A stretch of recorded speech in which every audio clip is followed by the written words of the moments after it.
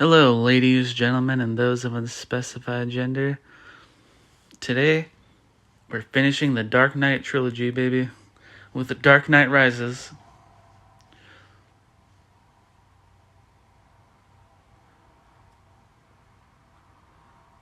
We're at the Warner Brothers logo. That's all like dark blue and shadowy, and it's in full view. And I've got it paused, and I'll count down so you can follow along. Let's see. 3, 2, 1, play.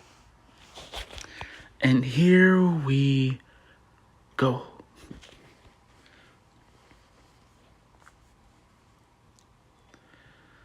There's the Legendary Pictures logo. That's also all dark blue.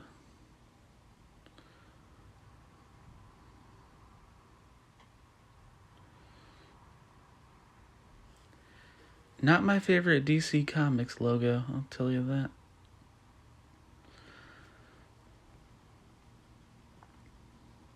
The idea of having it be like a folded page is kind of cool, but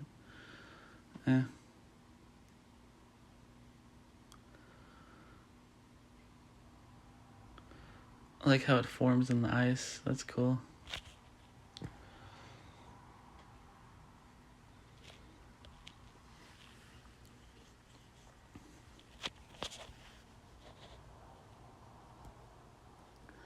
I believed in Harvey Dent. Man.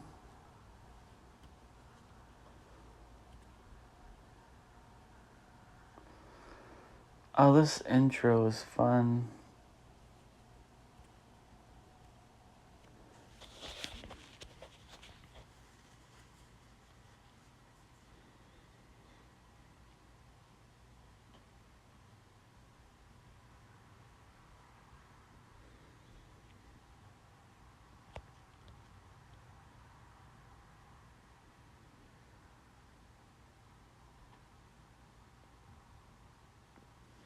Bane.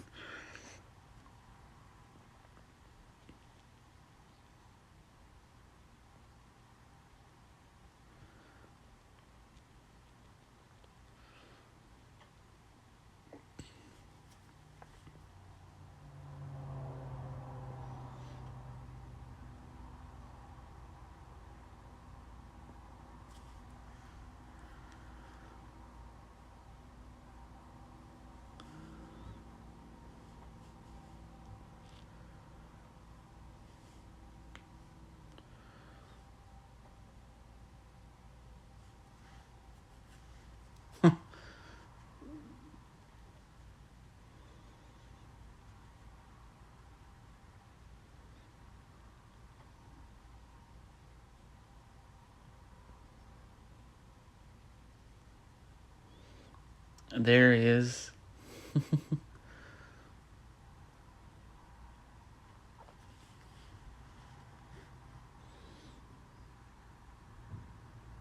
What matters is our plan.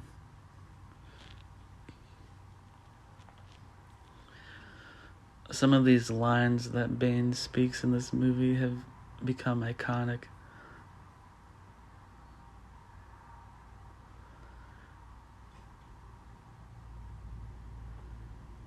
For you. That's great.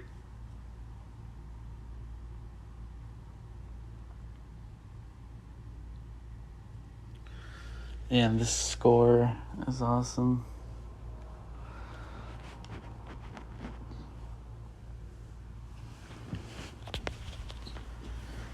I think, like, for my money, the Gotham's Reckoning song from this movie is one of my favorite, like, score music songs.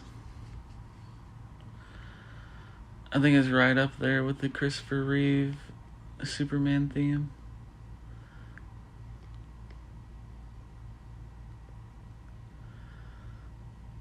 And I love a lot of, like, the music from Pirates too, and Star Wars, of course. Pirates of the Caribbean, that is.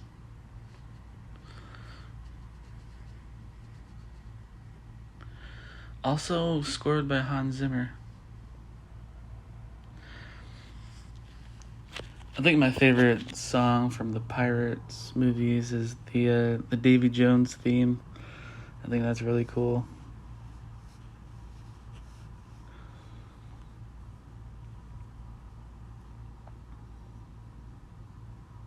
This part where they hijack the plane, this is really cool.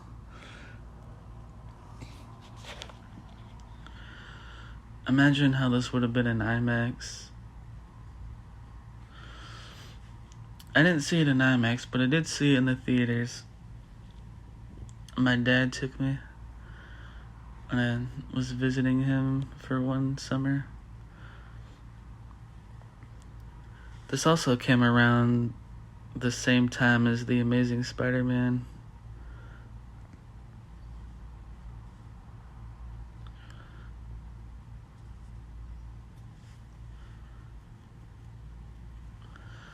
That was a pretty big year for comic book movies. You had Avengers, Spider-Man reboot, and the end of the Dark Knight trilogy all in one year.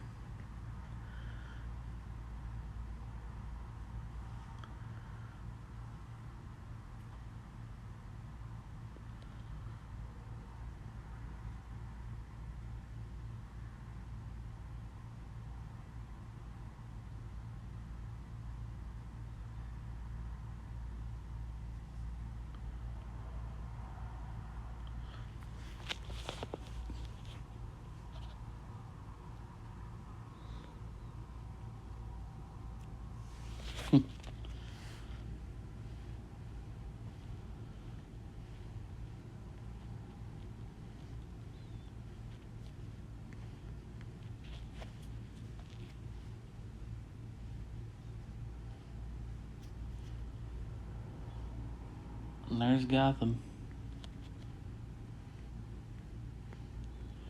Harvey Dent Day.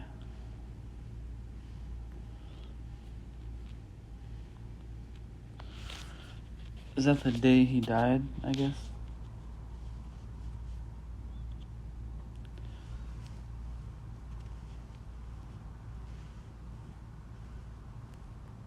I think this is supposed to be like 8 years after The Dark Knight, something like that.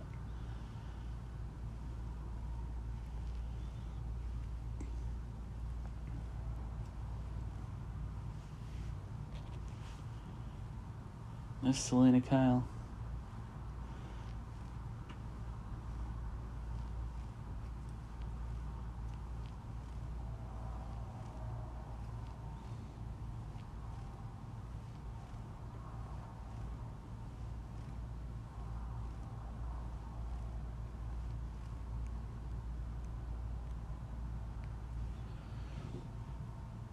And they think Batman killed him.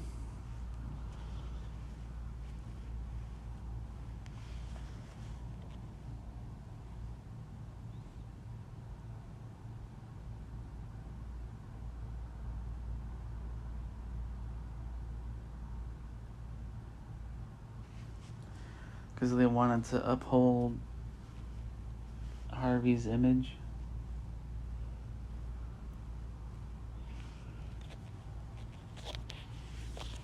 I do love Bane's speech later on, by the way, when he reads the letter. That letter.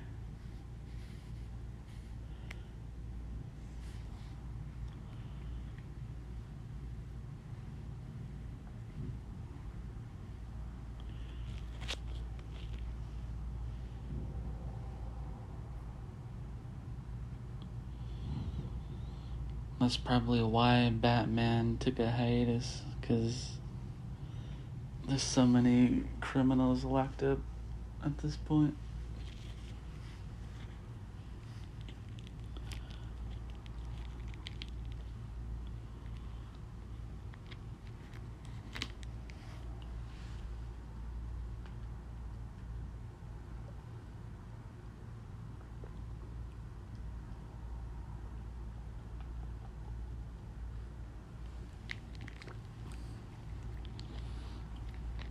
I think, by the way, Anne Hathaway is probably my favorite live-action Catwoman.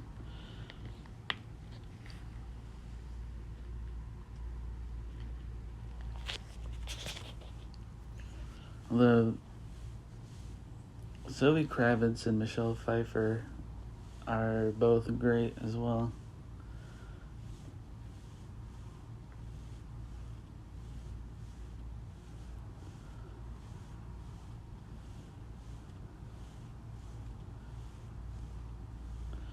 There's Talia. Just gonna spoil it right now. That's Talia al Ghul. Because, I mean, who hasn't seen this movie already? And then that guy, Director Krennic from Rogue One. And Andor, he was in that as well.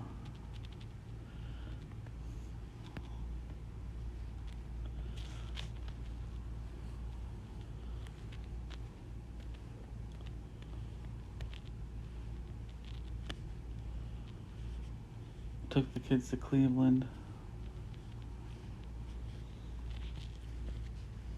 Which is why I guess we don't get Batgirl.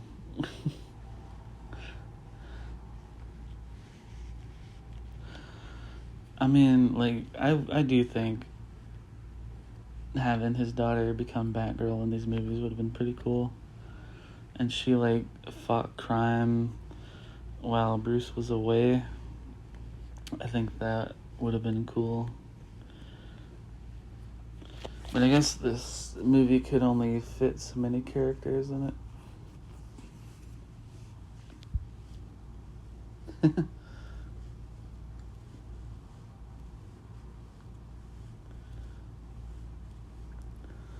Rocking the goatee. The retirement goatee. The longer hair.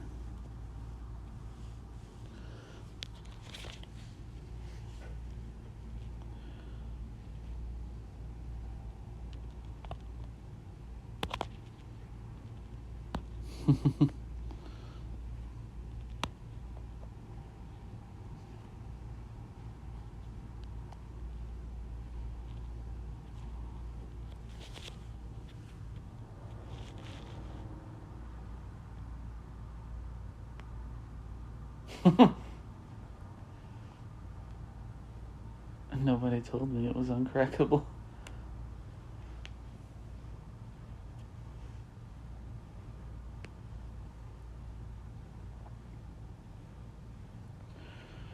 But, like, her, Zoe, and Michelle Pfeiffer are definitely, like, the top 3 Catwomen.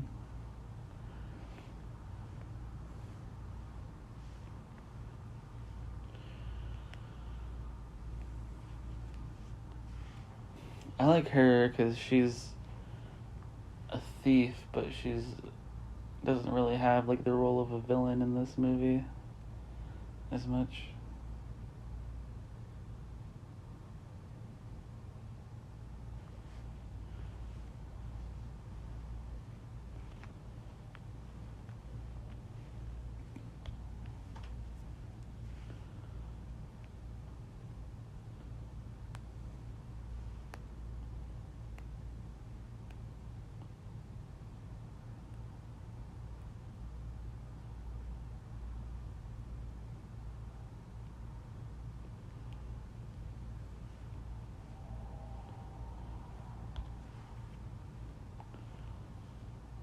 There's Joseph Gordon-Levitt. Detective Blake, I think his name is.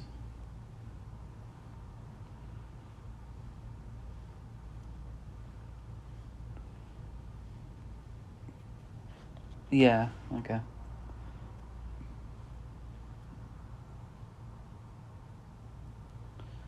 I do really like him in this movie too.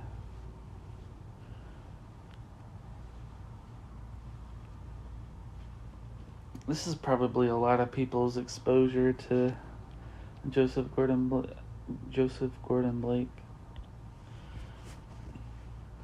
Because he was in movies before this, but I feel like this was his big breakout role. Like, he was in one of the Halloween movies.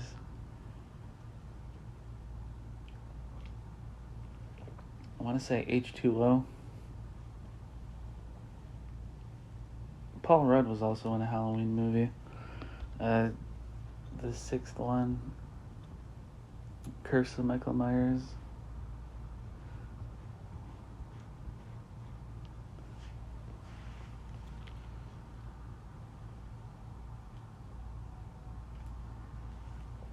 But at least he had Clueless with Alicia Silverstone.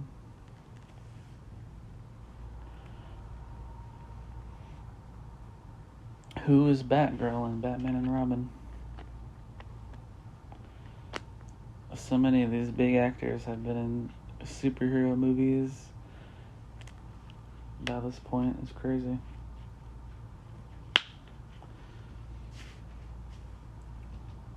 Like Scott Pilgrim, you got Captain America, Captain Marvel, Superman.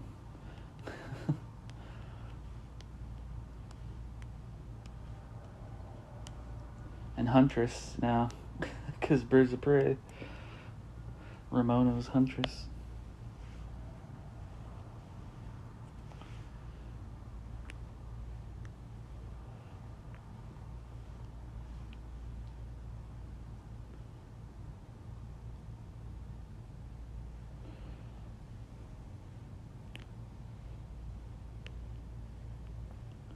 A chimpanzee.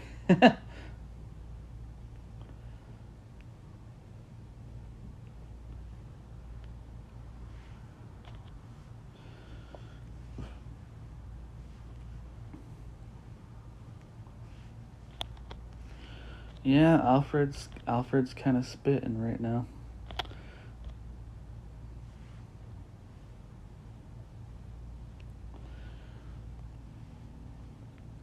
Seven years. Wait.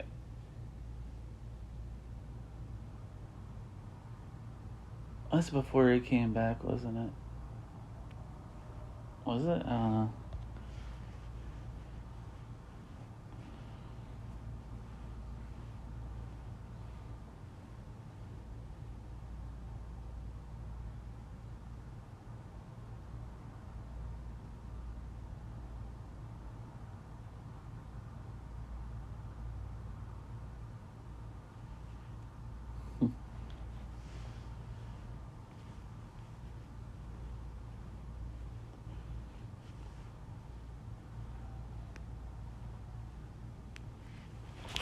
I'll talk about this later, but I do really like how this Batman does actually get a happy ending.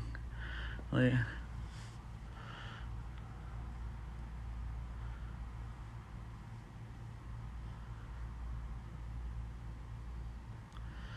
I think if there's any character that deserves a happy ending, it's Batman after all he's been through.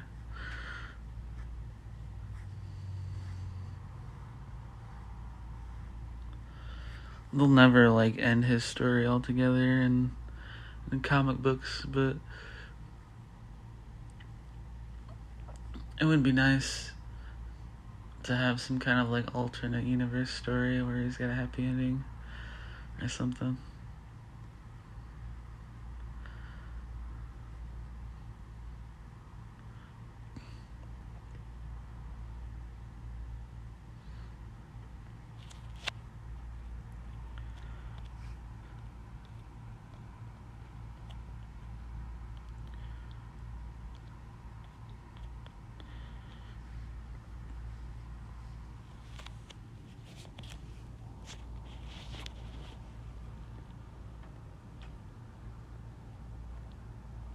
Bane's work.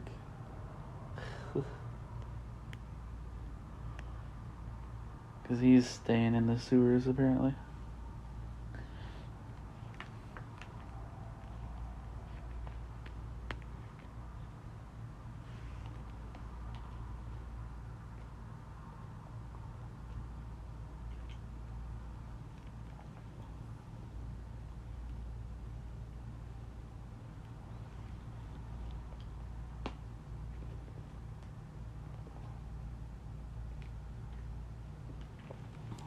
I recognize that actor too. He was in the first Pacific Rim movie as one of the scientists. I really like that movie. The sequel, not as much, but I thought the first one was really cool. It was like a mecha and a kaiju movie mixed together. Really cool.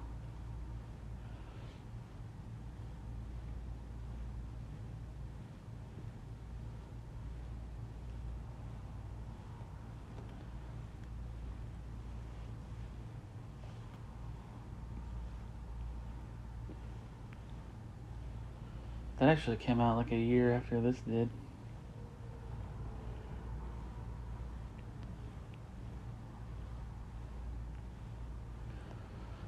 I do wonder who she is to her. Like, just a kid that she kind of found on the street, I guess. Because I don't think they're related.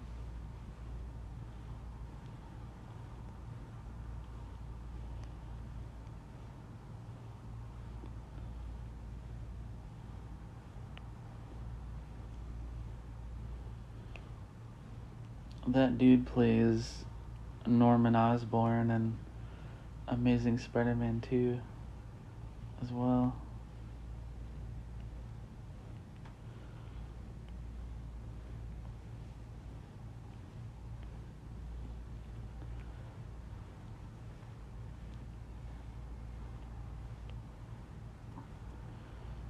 And like a very small part comparatively to Willem Dafoe. He didn't really get a chance to shine.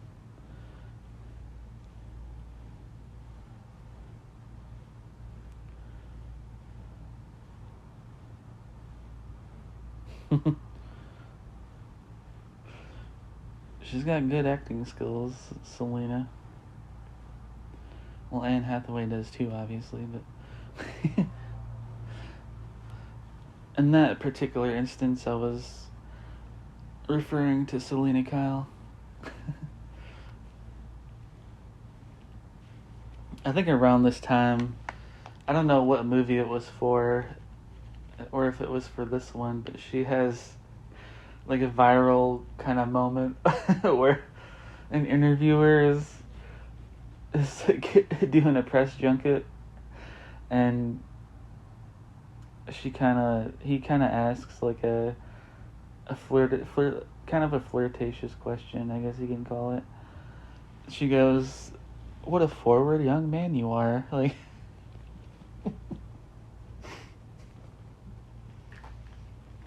Chris Van Vliet was the guy, by the way. I listen to his wrestling podcast sometimes.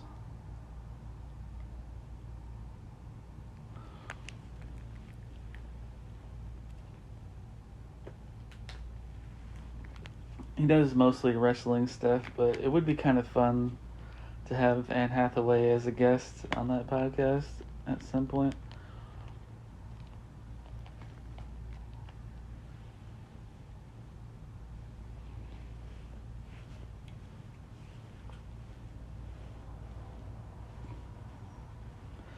And there's another one that I know is for this movie, where somebody asks her about like fitting into the cat costume.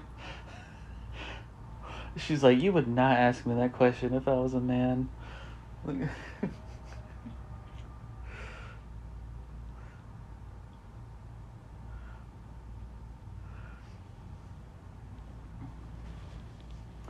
I'm a fan of Anne Hathaway. I really am. Princess Diaries, Ella Enchanted. I liked Ella Enchanted a lot as a kid, actually. I haven't recently watched that, though, in a while.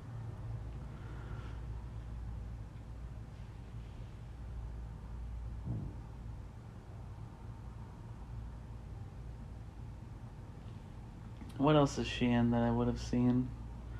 Probably a couple of comedies.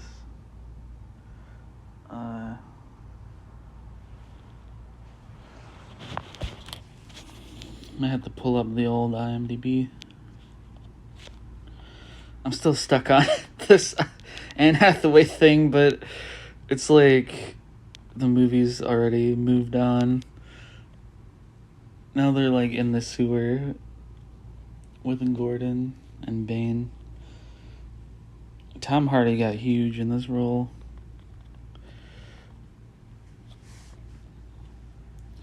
This is definitely my first Tom Hardy movie. Like,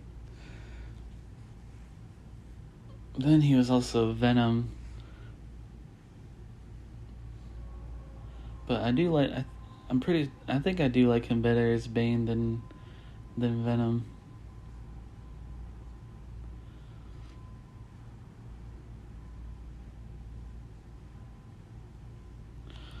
But it's kind of ironic that he would play one of my favorite Batman villains and then one of my favorite Spider-Man villains.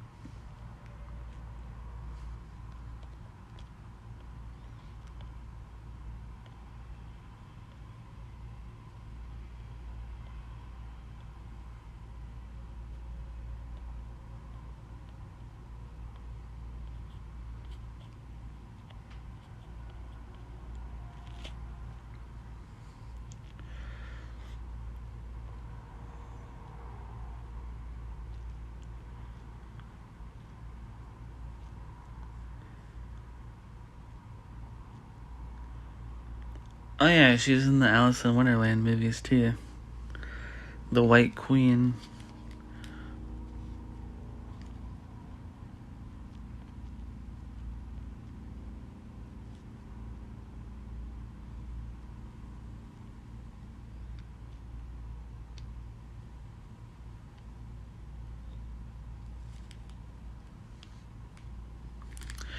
Oh yeah, Valentine's Day. That's one of the comedies I'm thinking of. That movie was jam-packed full of celebrities. And George Lopez and a lot of other people.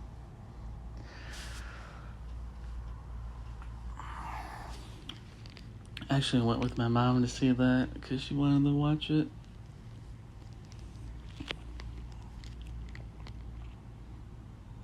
Oh yeah, Get Smart, I've seen.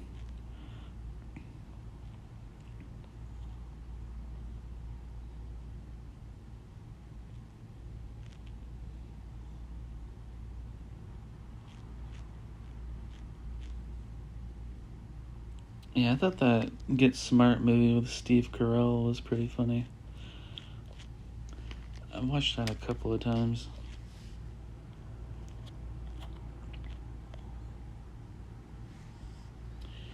And my mom loves that Bride Wars.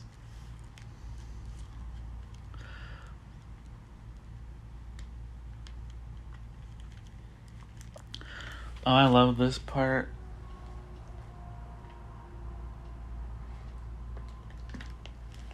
Talking about his time in foster care.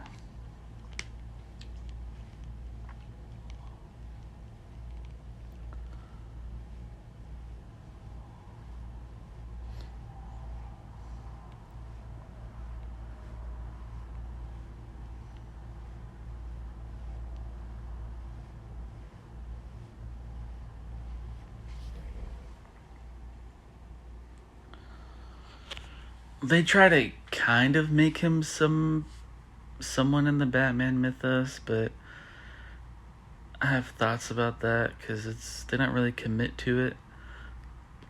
But I mean, I could see this actor playing as that character for sure. Like,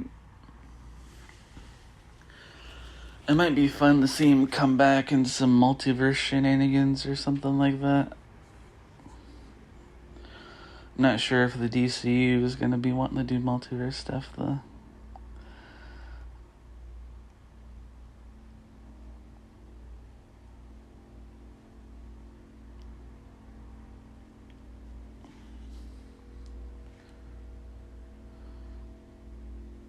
But even other than that, I'd love to see Christian Bale come back as Batman for one more time. Maybe it's like an alternate kind of timeline where he never had a happy ending. Something like that.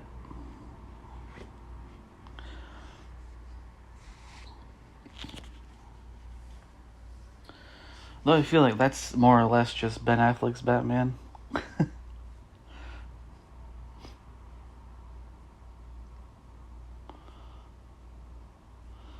Yeah, I like this actor too. That plays the Doctor. He's in How I Met Your Mother as Klaus. I love How I Met Your Mother. I've definitely seen him in other movies too.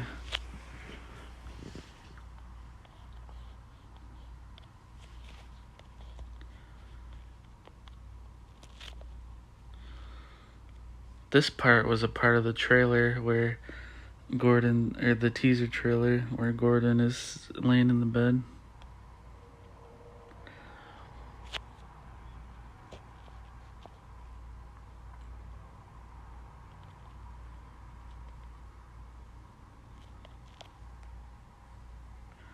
The Batman has to come back.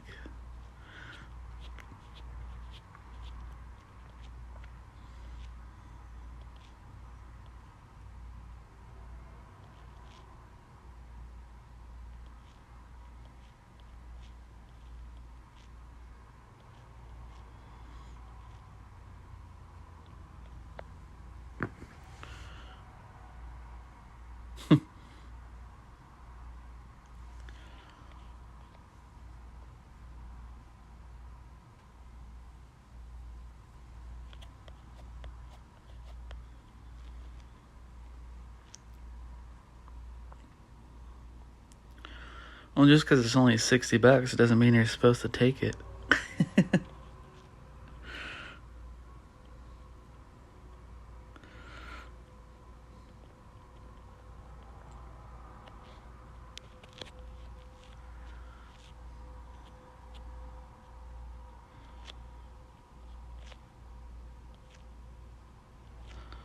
Oh yeah, okay, yeah, he's in the Doctor actor is in I Love You Man, and he's in Night at the Museum.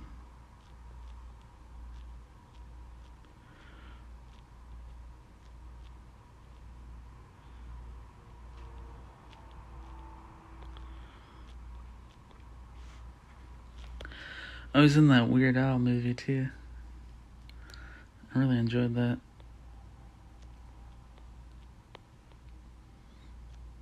Yeah, so he's also in another DC thing too. He's in Supergirl as Mr. Mxyzptlk.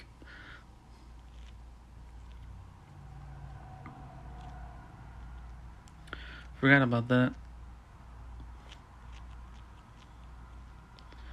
I've seen pretty much the whole Arrowverse. There's a couple of shows in there I haven't seen, like Black Lightning and Batwoman. But other than that, I've seen most of it. Constantine, I haven't seen either. But that and Black Lightning are on the watch list. As far as Batwoman goes, I don't really have plans to watch that, but I might just check it out sometime for curiosity's sake.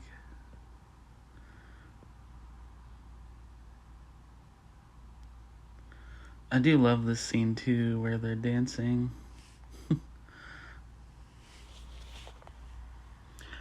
How romantic, their first dance.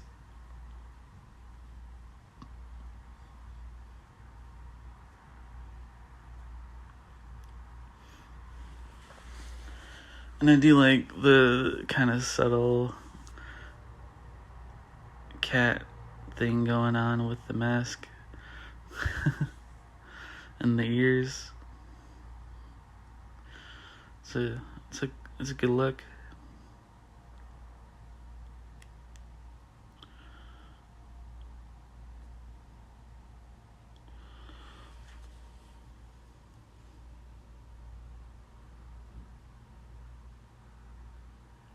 Robin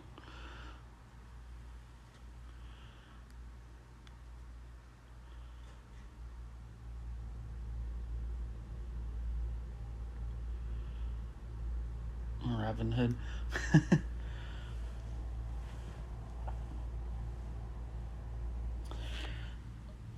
And like that's what I mean by her not really being a villain as much as just like kind of a desperate girl looking for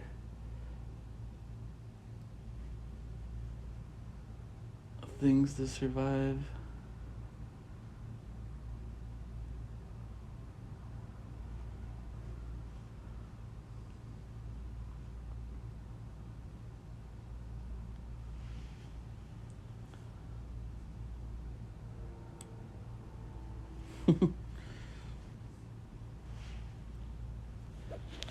He's like, it's too early in the relationship for me to give you a pearl necklace.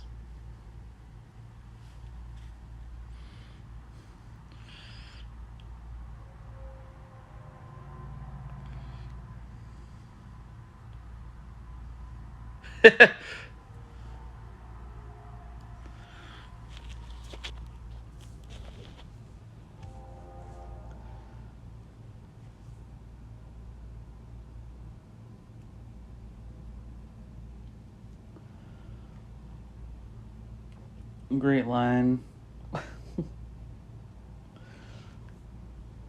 Oh, there's Lucius. So his role is definitely significantly cut down from his other movies, but the other movies I mean in this series, which is why I kind of forgot in the first commentary track that he was even in this.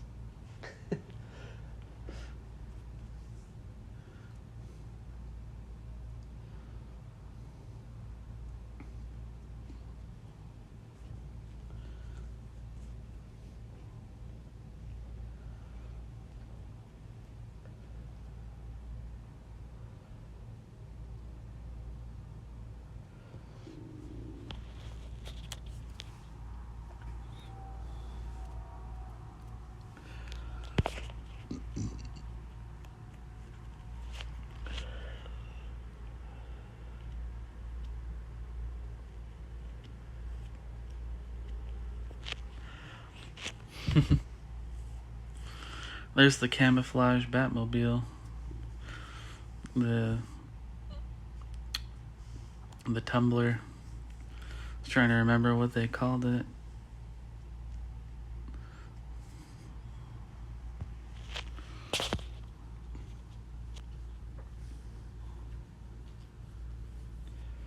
They've got a few, which will come back later in the movie.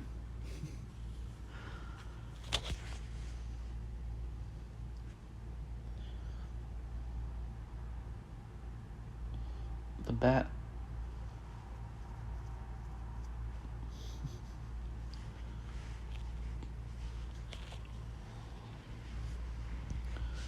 It's kind of like this movie's take on the Batwing. I think it's cool.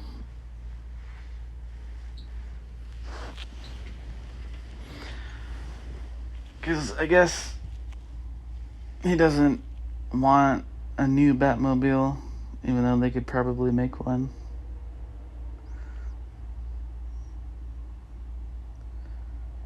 But it is kind of cool to get a variety of like different vehicles. Because, you know, in the comics and cartoons and stuff, Batman has all this different stuff. Even some vehicles that have yet to make a live action appearance.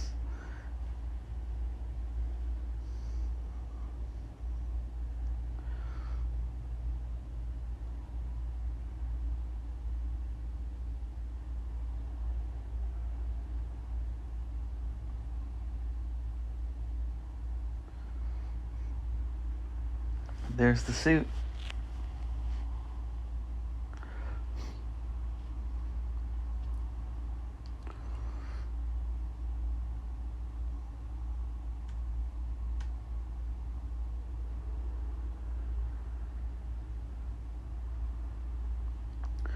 Ra's al Ghul. I do like this origin for Bane, him being a member of the League and then being cast out for a reason that we'll find out later.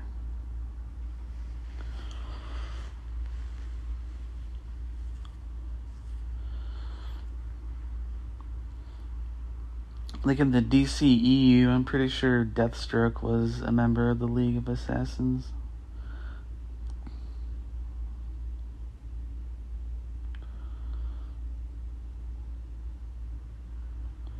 And he was in the DCAMU, the DCAMU, not to be confused with the DCAU. The DCAMU is the universe that followed the Flashpoint Paradox. That was their animated universe for a while.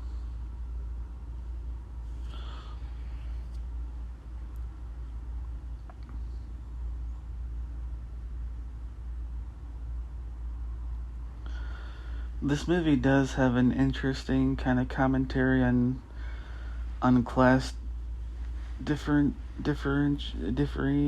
know what I'm trying to say. Like the distribution of wealth and stuff like that.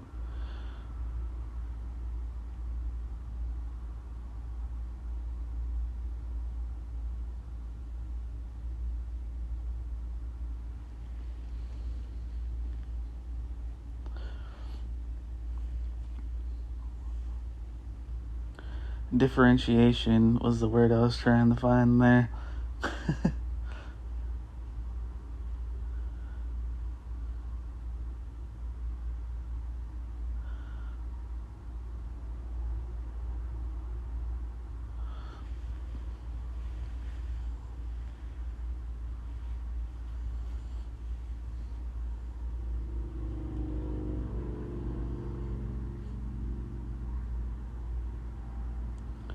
There's Bane dressed in the uniform, but with still his mask still attached.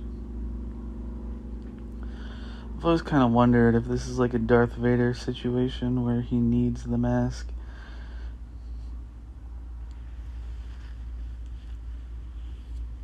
Because it kind of seems like he does.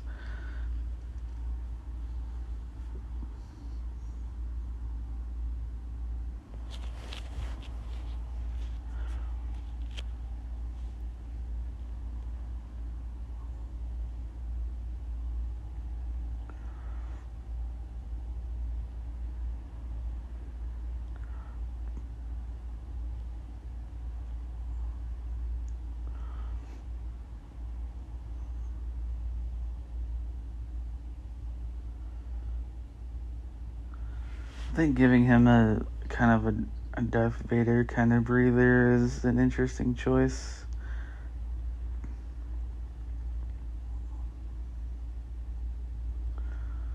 But I mean, Tom Hardy's a white guy, so they couldn't really go the luchador wrestler route.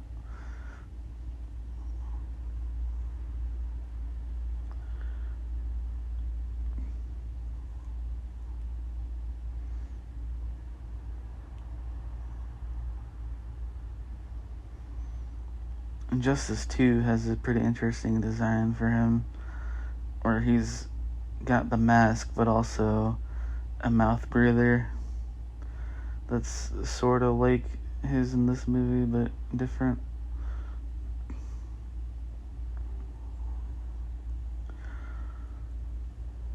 I play like the 2K wrestling games too, and for the custom masks that you can use for characters, they have a variation of his mask in there too. Like, they've got things in there that are definitely based on things from pop culture. They've also got like Goku's hairdo, and they've got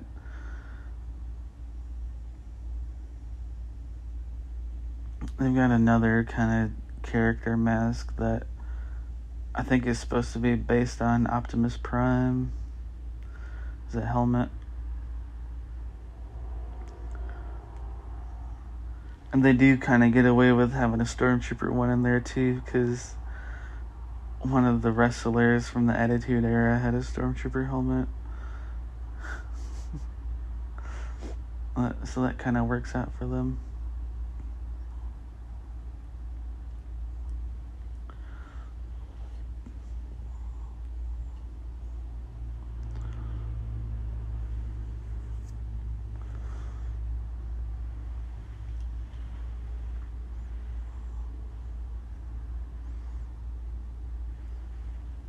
A lot of the people will just like make characters and upload them for download. I like to download a lot of different characters in those games, have them be wrestlers. It's pretty fun.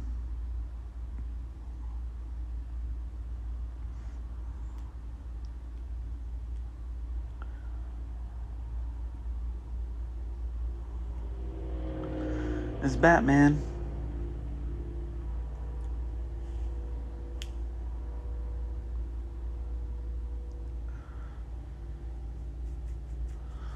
Who comes in under the first hour mark, which is kind of awesome. But he does spend time later on without being Batman still, so I guess it kind of evens out.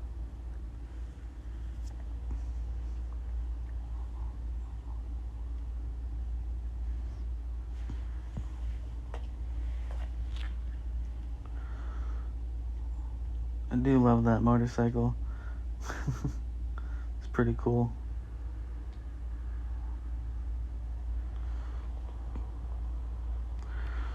Yeah, good luck with that, buddy. There she is in the Catwoman costume.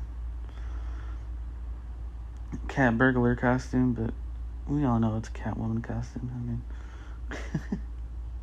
and I like how her goggles make cat ears when she lifts them up. That's a really cool choice.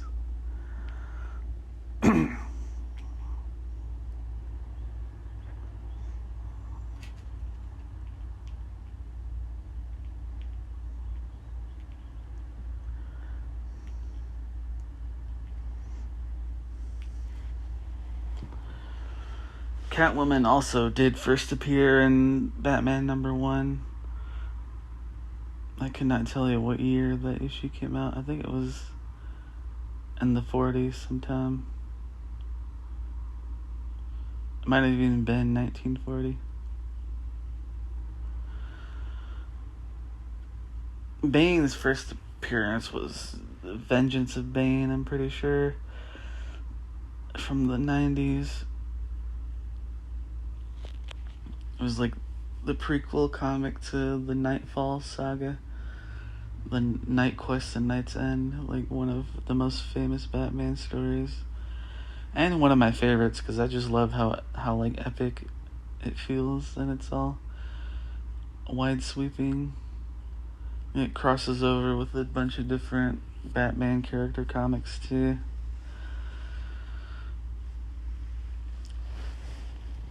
They definitely do use Nightfall as an influence on this movie, which I think is cool. Catwoman is actually in the Nightfall story as well.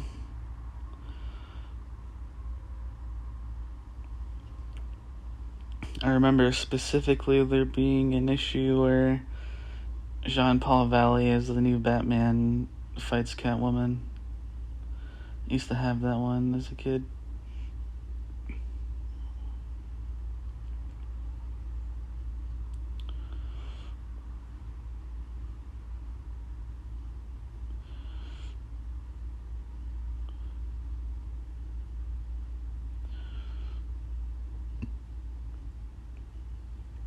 She's had kind of all kinds of different looks in comics throughout the years, but I feel like her most noticeable one today became popular in the 2000s.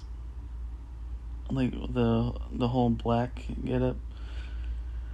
Because even in that Nightfall story, she was wearing a purple costume. It was a purple skin tight costume with like her hair coming out of the back.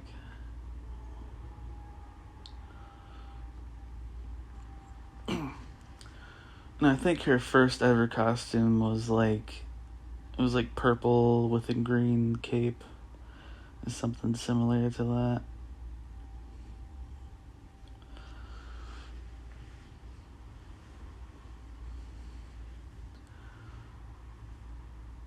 And you'll see her with red goggles a lot of the time too.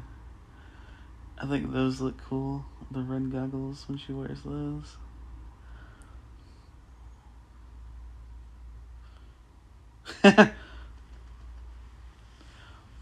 There's the bat.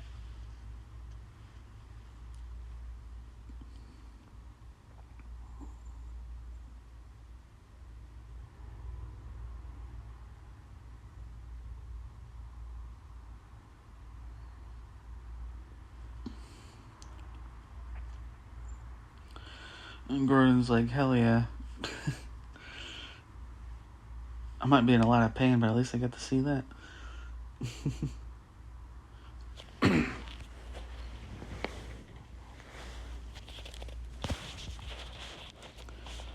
Where are the white women at? From White Chicks, yeah.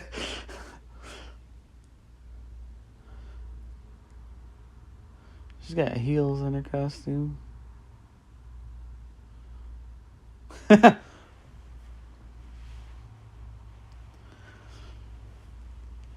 Look like some metal ones.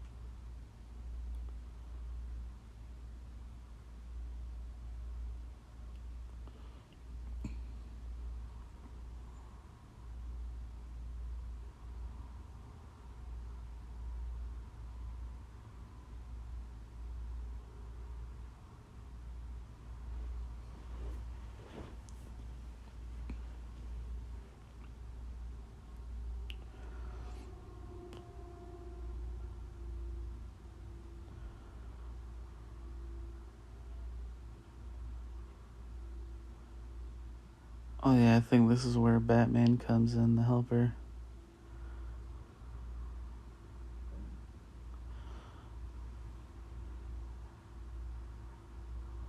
Yeah.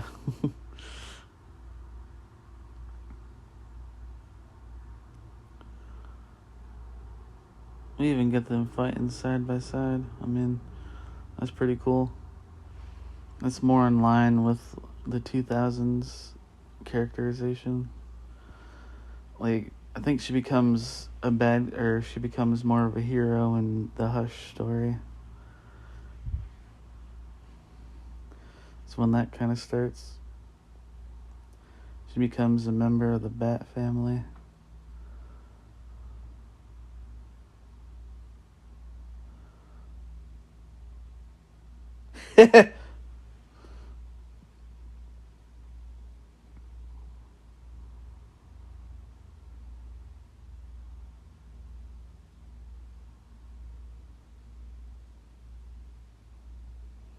Looks like it's got like a helicopter blade like right under there. Something like that.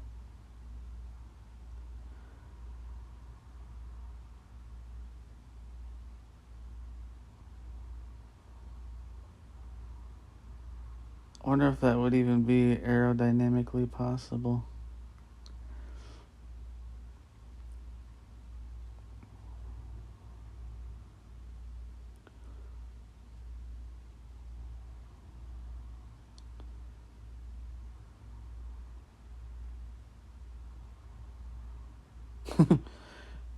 See you around.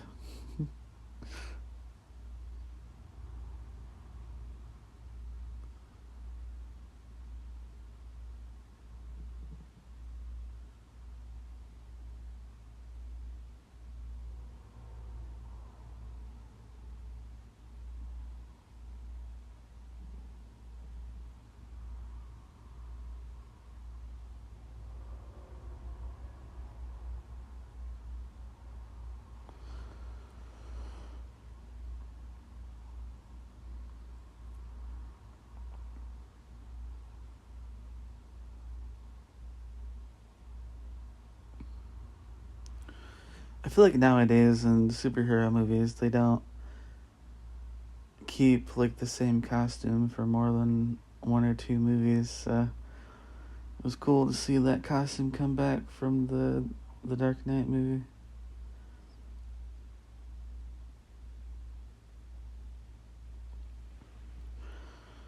Like Spider-Man's in the first trilogy felt pretty consistent, except the first movie's spider suit was a little bit different from what he wears in 2 and 3. And of course, they do kind of get leeway with the new suit with the symbiote, which I think is a pretty interesting design on it. Like, I think the spider could have been more white though in the symbiote version of his suit. But other than that, pretty cool.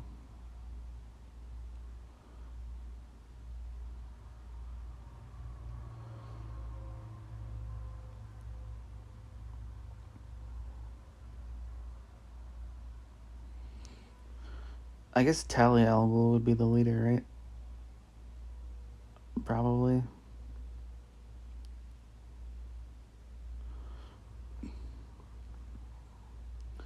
I guess it makes sense because she's Raish's daughter.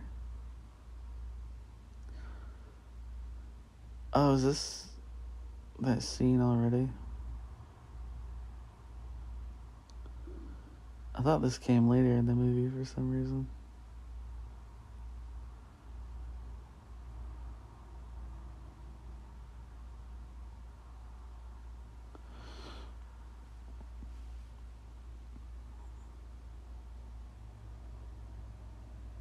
This is probably one of my favorite parts.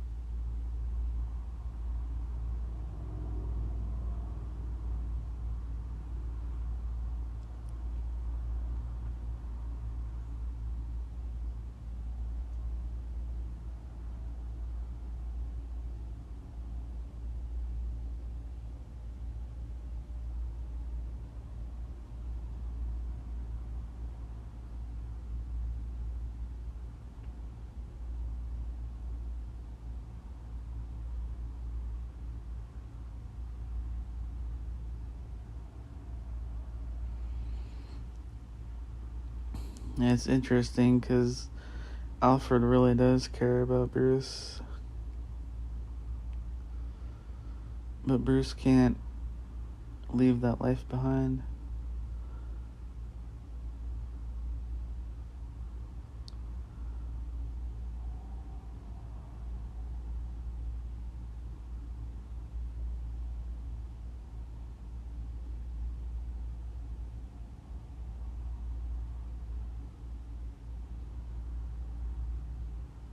He was like, well, don't let the door hit you on the ass on the way out.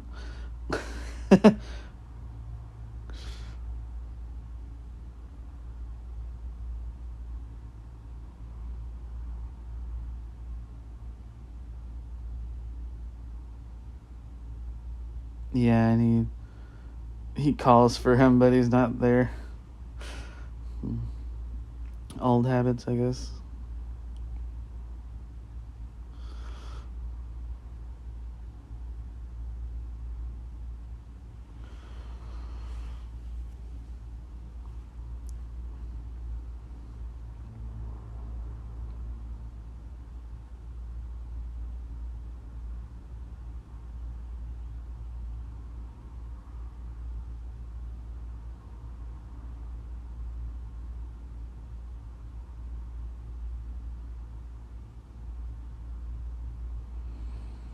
Miranda Tate. I wonder where they got that name from, or if they just kind of invented it for the movie.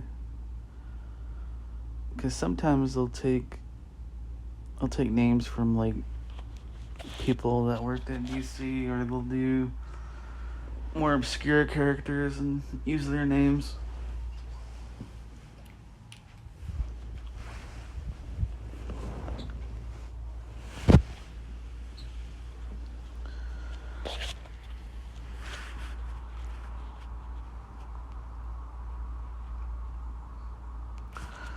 I remember this scene in Daredevil where they have fighters named like Quesada and Bendis, and those are like people that have worked on Daredevil in Marvel Comics. Just for an example.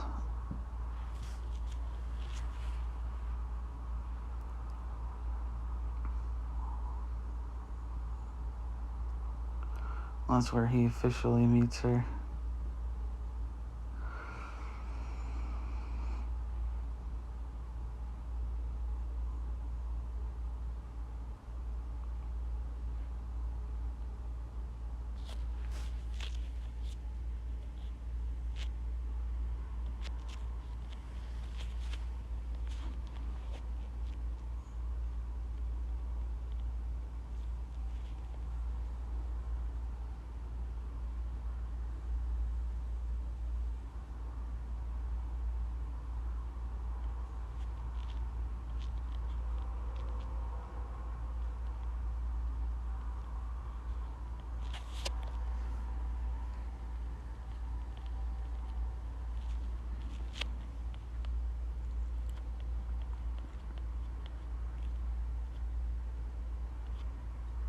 Well, this movie apparently has 8.4 on IMDb. That's pretty good for that website, actually.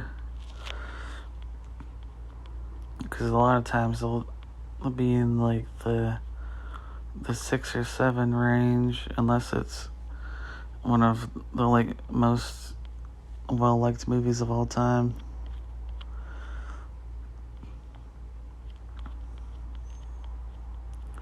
Like the most famous ones will be the ones with the high scores.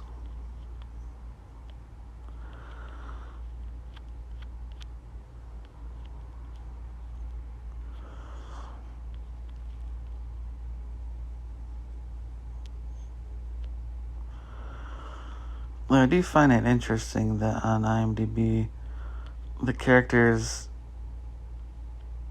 credited as Miranda, even though this movie's been out for over a decade.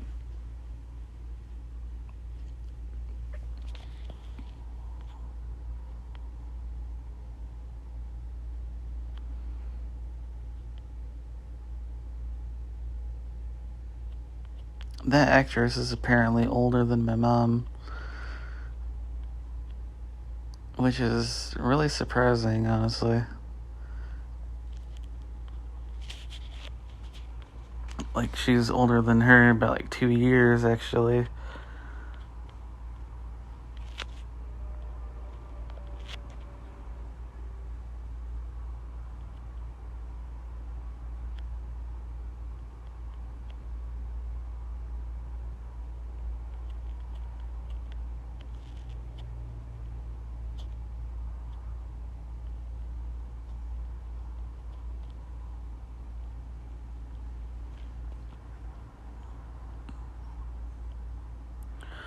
But she's got a birthday in the same month as mine, so that's kind of neat. Hers is the 30th, and mine is the 25th. I've got the same birthday as Will Smith and Mark Hamill, which are both actors that have been in DC things,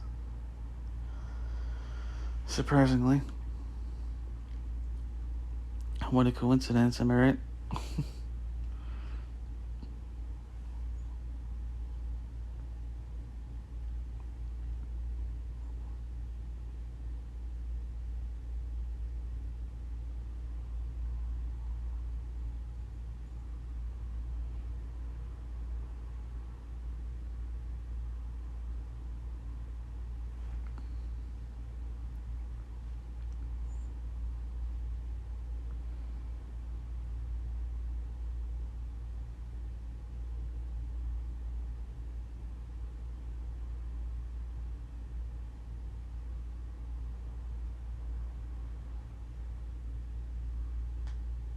Yeah,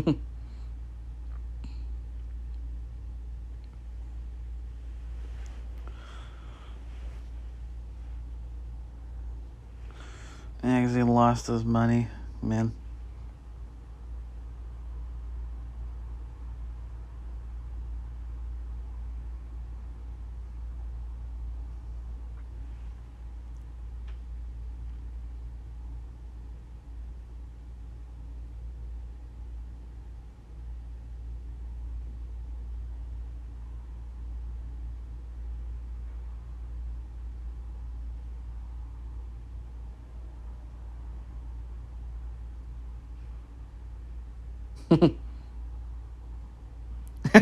No, you're not.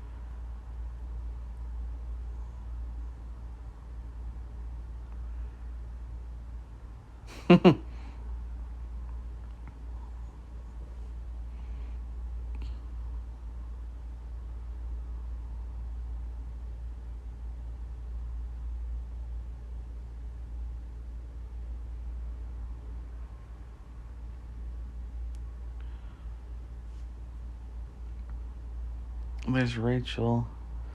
It's got a framed picture of her. That's nice.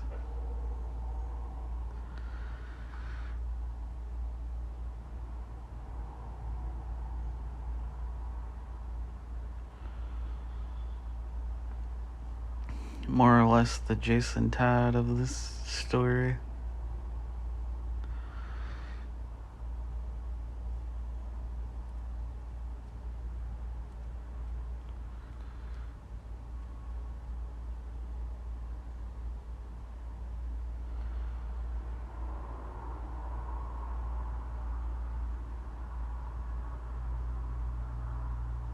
Power's been shut off. That's rough. But at least she knows how to make fires.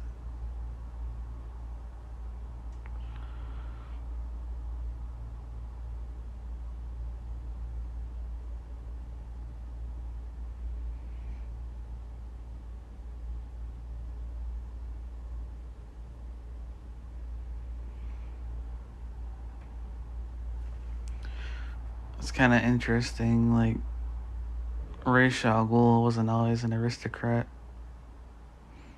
apparently. Well, they need to go more into his story later on, I guess, so that on this track.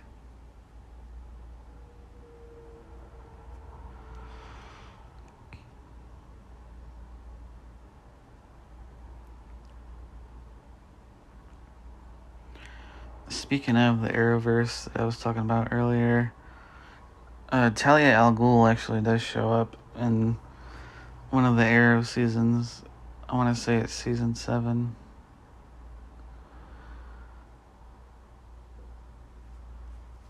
But she didn't appear in the Ra's al Ghul season, interestingly enough. Like, they used Nissa al Ghul a lot, though, in that season.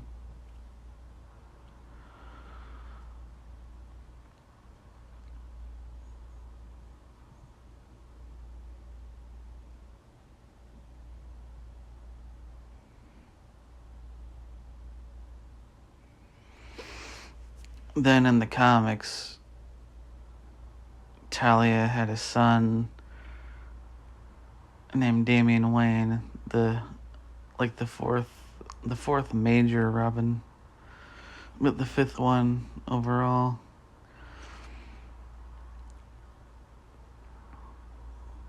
And he was trained by the League of Assassins from a young age before he became Robin.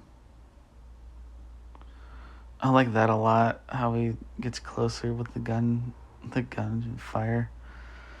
That was really cool.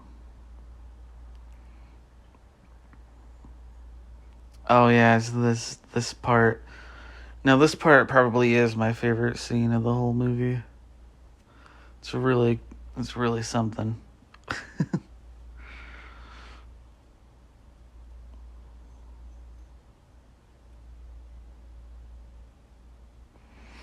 This is done a little differently than it was in the comics, but how they do it here really worked well.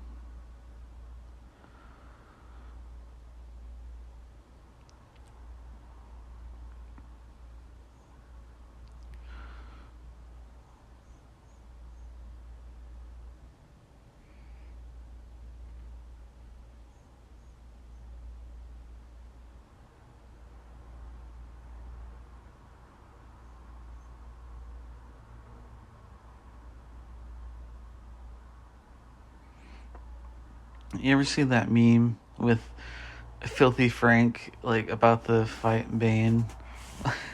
It's pretty funny.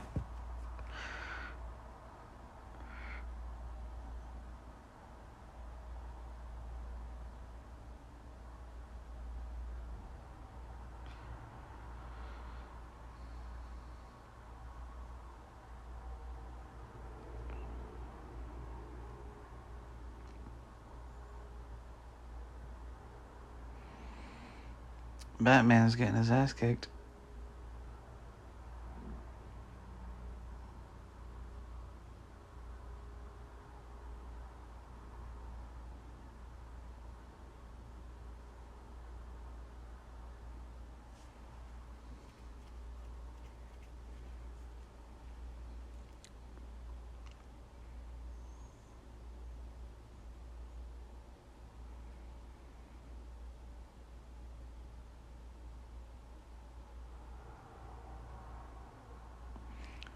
I wonder if there was some kind of censorship thing that they had to call them the League of Shadows. Maybe the studio didn't take kindly to them calling them the League of Assassins. It's kind of like how the Teen Titans cartoon, they couldn't call him Deathstroke, so they just called him Slade.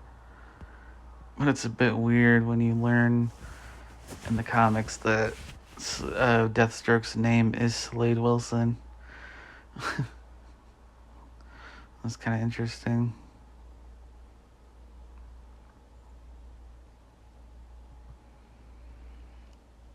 Because, I mean, these movies aren't really for kids per se, but they're accessible to kids.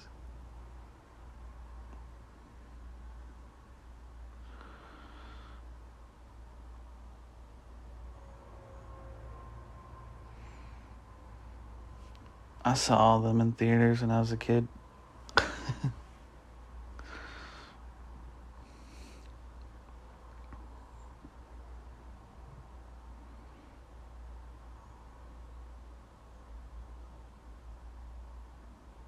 Yep, break him like nightfall.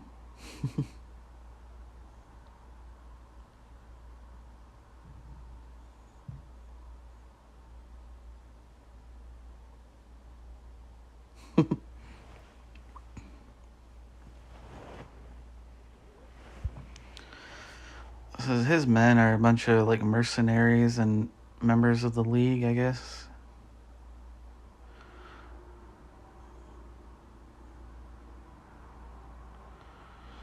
Yep, here's the famous breaking of the back from the comic book.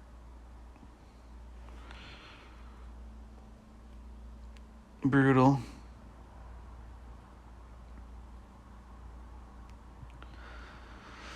So in the comics, it was in the Batcave that Bane somehow got into, and then after like being exhausted, Batman goes into the Batcave through like the well, and Bane kind of just flanks him there, and they have their big fight in the Batcave. It's pretty cool.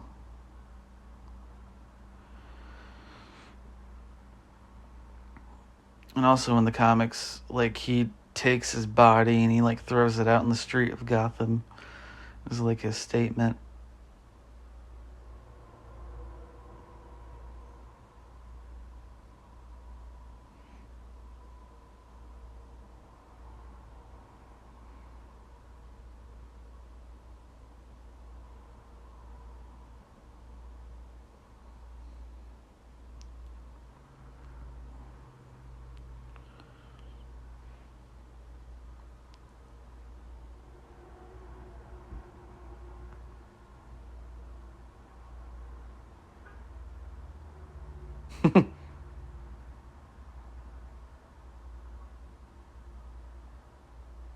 Girls gotta eat.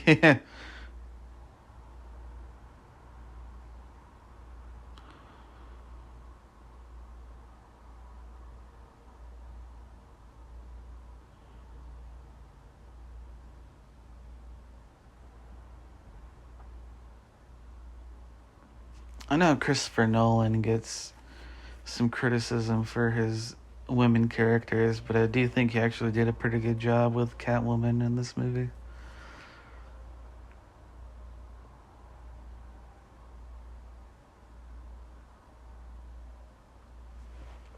There's him being dragged to the pit.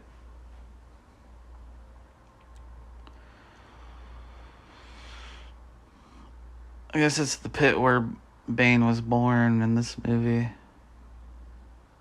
But it's not like Santa Prisca, like in the comics. Or Peñaduro.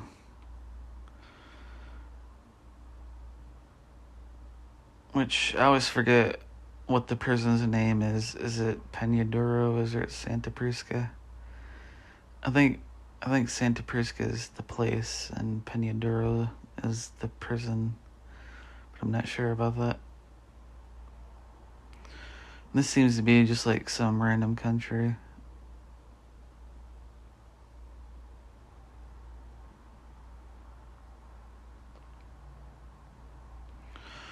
But the story goes in the comics that Bane was experimented on in prison, and that's how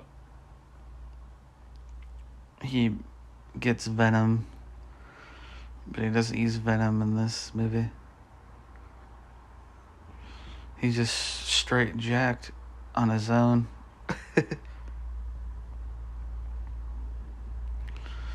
Which, in the comics, by the way, he was already pretty muscular, but the venom just made him, like, into the Hulk, basically.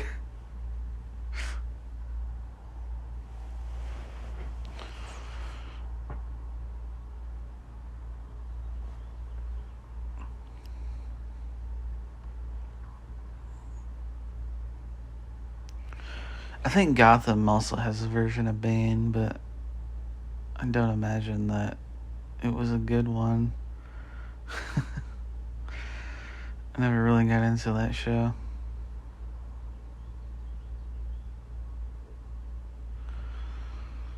But I think his design was kind of taken after this version.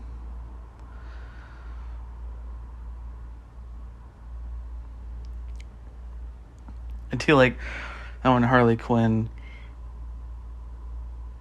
their Bane is a parody of this version. It's pretty funny, and the way he talks is funny.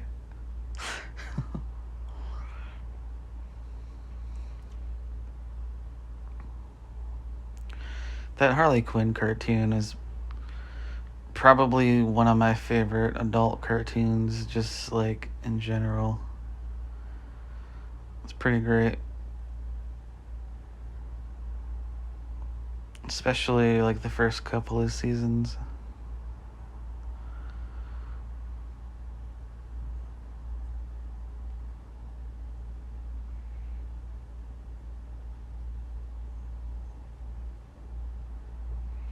I do like Kaylee Cuoco as Harley. She's fun. I could honestly see her being like a live action version of Harley at some point. Maybe that'll be the DCU version. Who knows? Or they might just go with a new actor, a new actress entirely. Which Mia Goth seems to be a popular choice for that, and I think she would be pretty good. She's Pearl and Maxine from the X trilogy. And also Pearl's like the first movie I've seen David Corenswet act in before Superman, so that's cool too.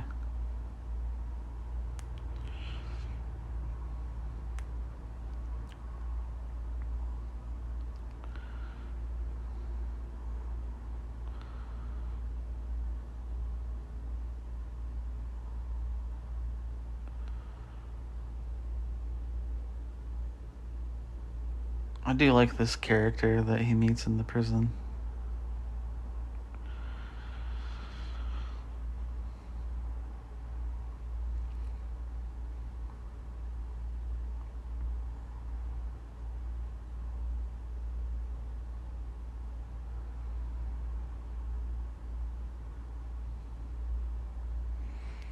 Speaking of the Harley Quinn show, they actually do have kind of a play on this pit prison thing. Like, I think it might be either Harley or Kite Man that does it.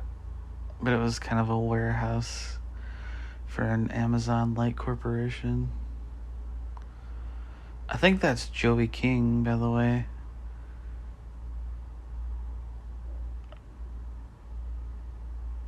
As the young Talia.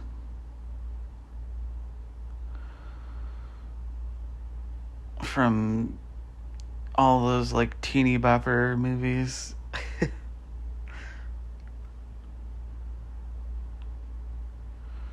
That is her name, right? Joey King, I think. Or Joe King, even.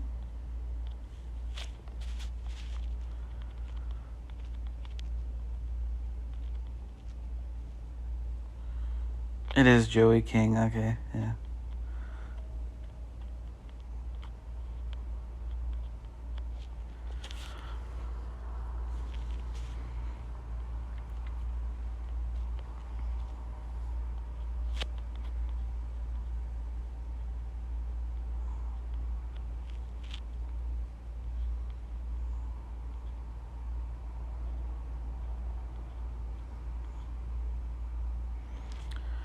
Oh, she's also Magenta in The Flash. Forgot about that.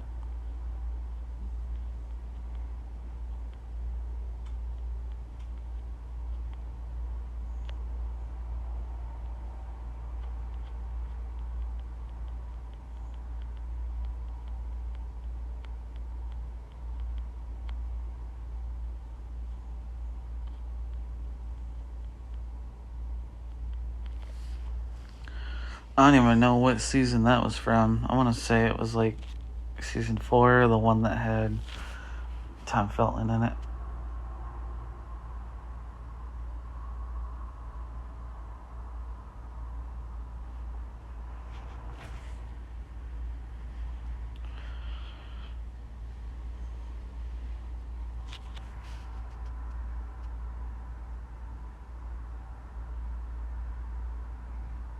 Or was that season 3?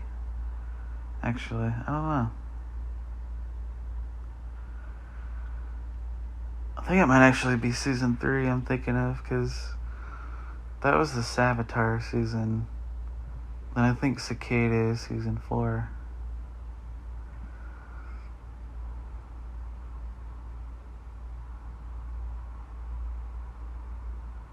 And I think they introduce Godspeed in season 4, but then it becomes a bigger part in like season 5.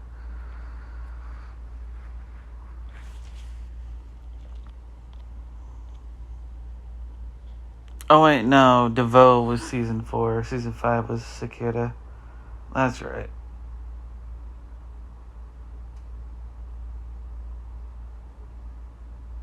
How many seasons did that have? Like 9? They had a lot.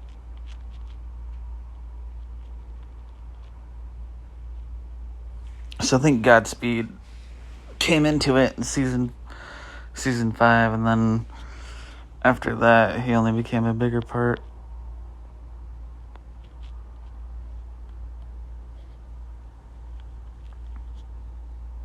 They had 9 seasons. Wow.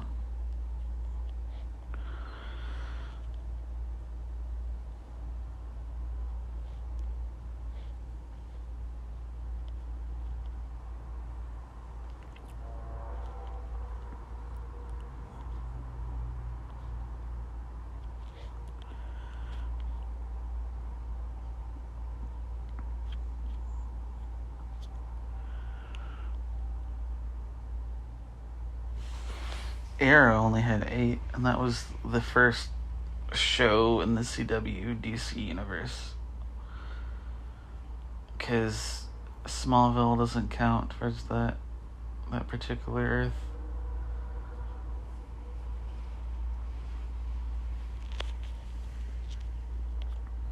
I do have a lot of fond memories of watching the Arrowverse for sure. I'm currently kind of rewatching it in the background. I'm on Arrow season 3 and the first season of The Flash. This is where I'm at the time of recording this.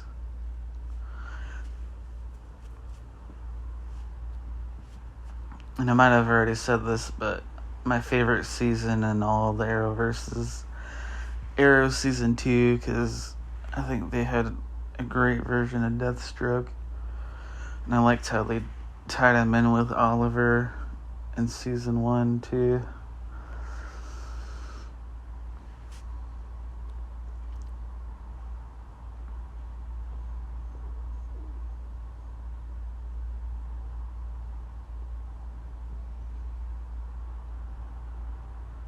There's that guy from The Dark Knight that got spooked by the dead body that Joker put outside of his building. I do not remember what his name is. I do love this scene though. He's like, what a lovely voice.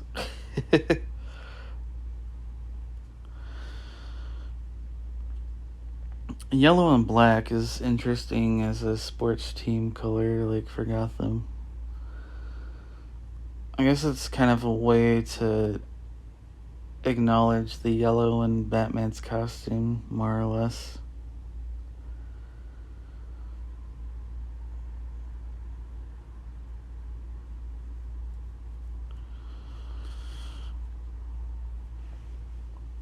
At least that's my idea of why they chose yellow, but it could just be a different reason.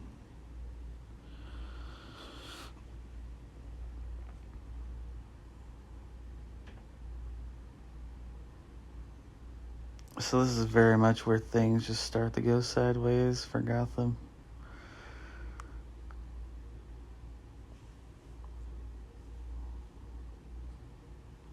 I like that, where he's running the field and everyone behind him is just getting blown up. It was a cool shot, cool idea.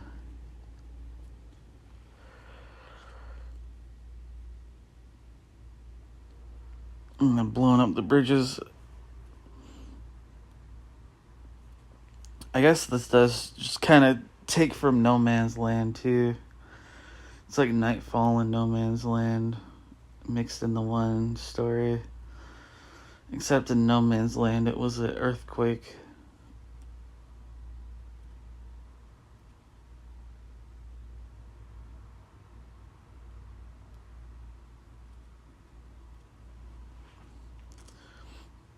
And Bane wasn't really a part of that story.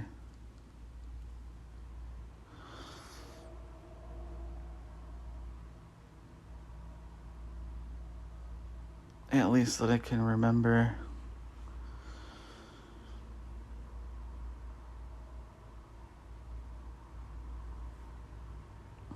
It seemed like early on, at least, they used Bane pretty sparingly, which I thought was cool. But eventually, he kind of becomes one of the villains of the week in the Batman books.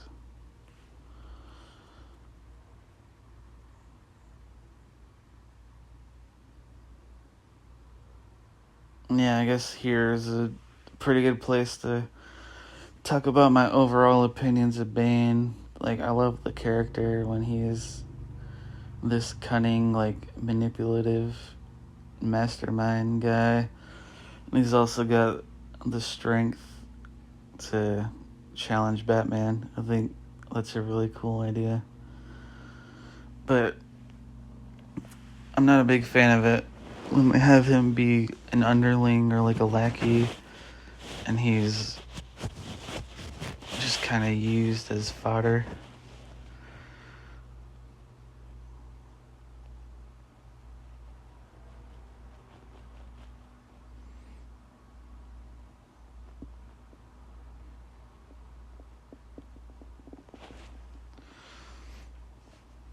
And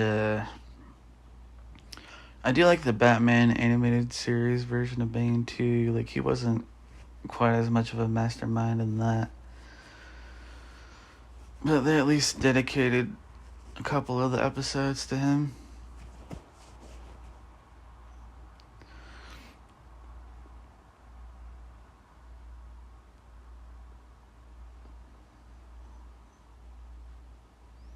And I like the version from the Batman too. He had a bigger role in that one. His design was interesting too. Like, when he juiced up on Venom, it would turn his skin red.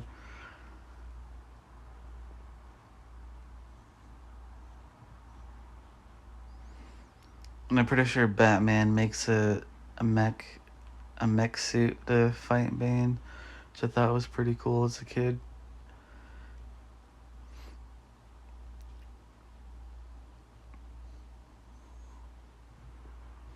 Yeah, and I don't like the version from Batman and Robin.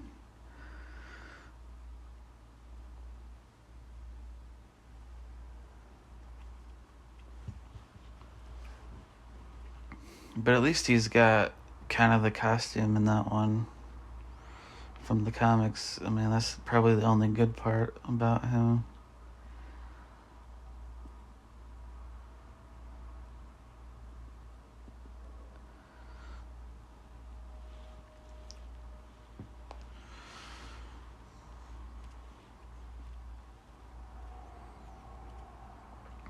I love to get like an accurate Bane in the DCU, where he's actually Spanish or Latino.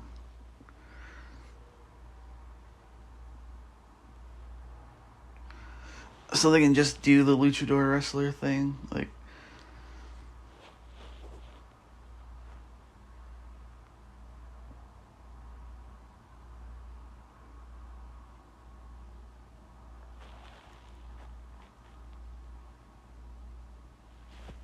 Because his costume is just basically inspired by a luchador wrestler in the comics. Like, I don't think he himself was ever a wrestler, but it's definitely got ties to that.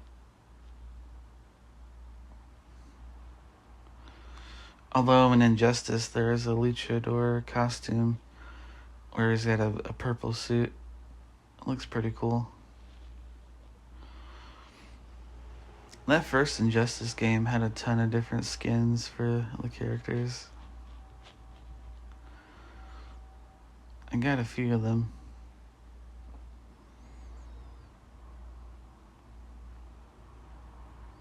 But then the second one, they had the whole gear system idea where if you wanted to, you could make them comic accurate.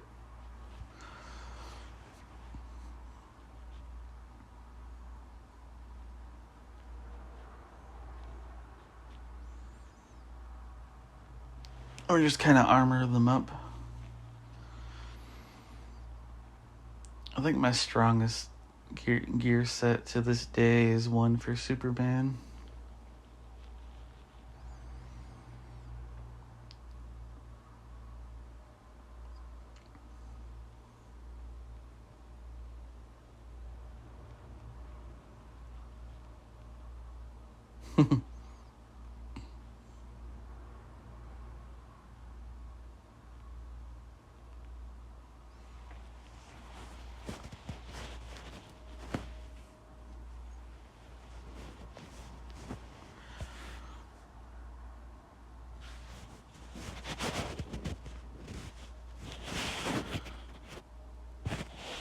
I guess that's all I've pretty much got to say as far as Bane goes as a character.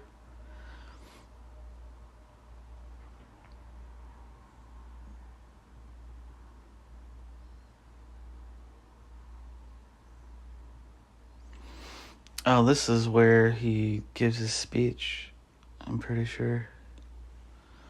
Yeah, taking out the Harvey Dent picture.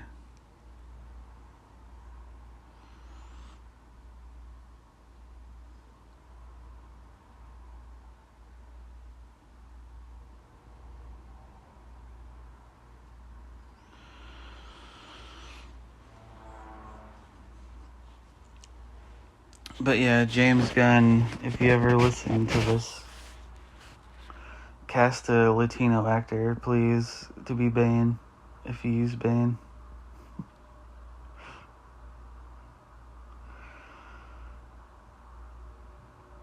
They kind of whitewash these characters sometimes. Like in Doctor Strange, I remember that was kind of a controversy. The Ancient One is supposed to be an Asian character, and Tilda Swinton is white. Then there was kind of a non-controversy with Iron Fist because people didn't realize he is actually supposed to be white.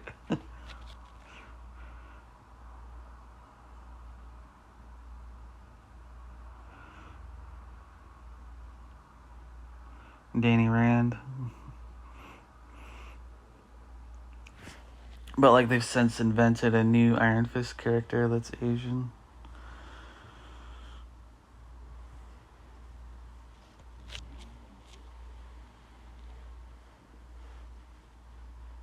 Which, if we get Iron Fist in like the wider MCU, it's probably going to be the Asian version, not Danny.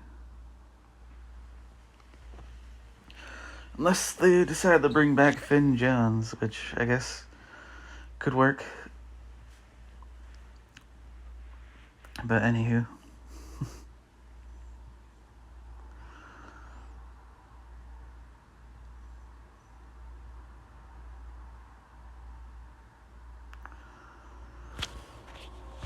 I do like this moment too with the acting. It's a good acting moment. Sirius Black as Commissioner Gordon.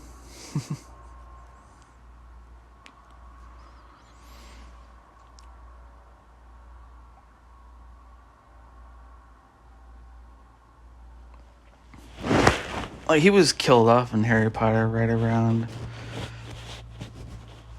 these movies too. Like, I think Order of the Phoenix came out in what, like 2009?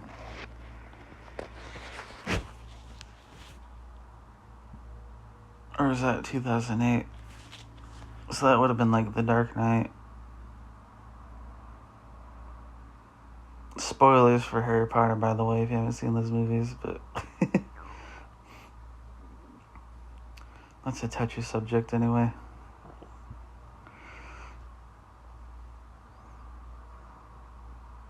Because the author's an asshole.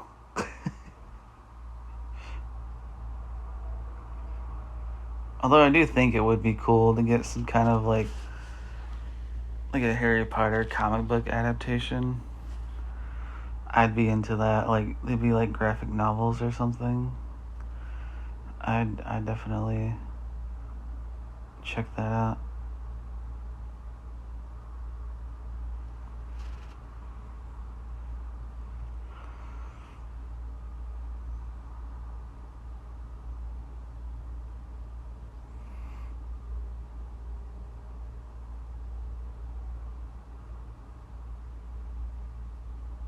Speaking of Harry Potter, there are a few of those actors that have appeared in superhero media and comic book stuff.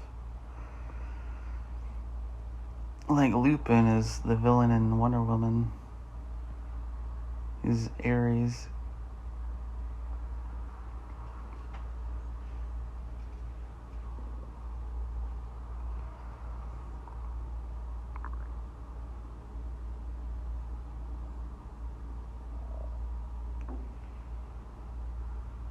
And like I said earlier, Tom Felton was in The Flash.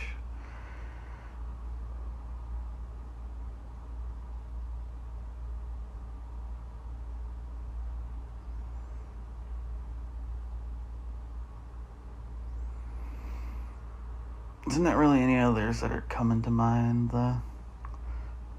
just off the top of my head.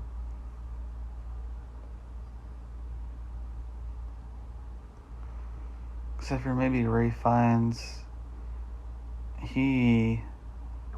I'm pretty sure he's the voice of a villain in something, but I couldn't tell you what.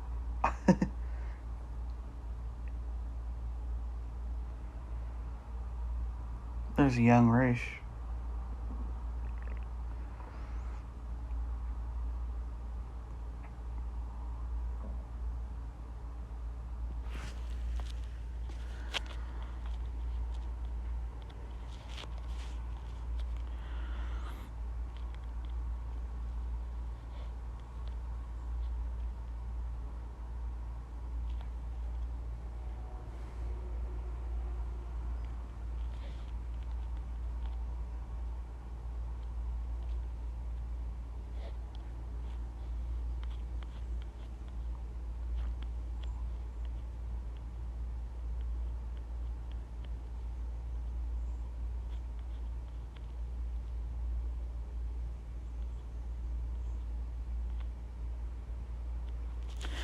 Oh, he's Alfred in the Lego Batman movie. That's what it was.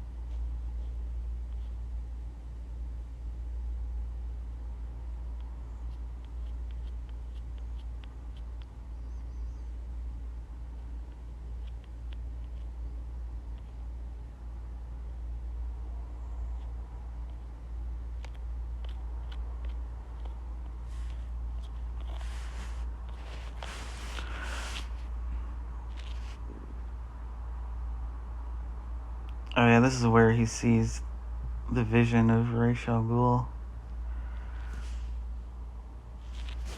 And he thinks Bane is his child, but it's not. As you know, if you've seen this.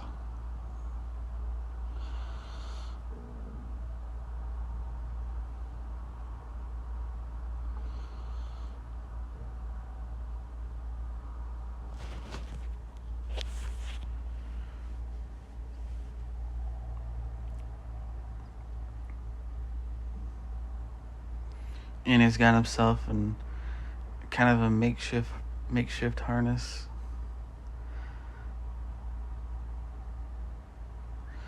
Which I don't know if that would work in real life, but whatever's gonna happen to get him ready for the third act.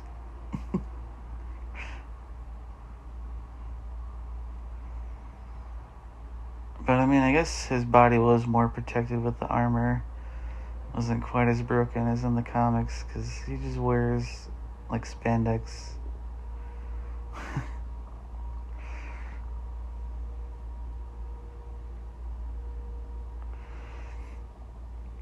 So I guess it kind of works out.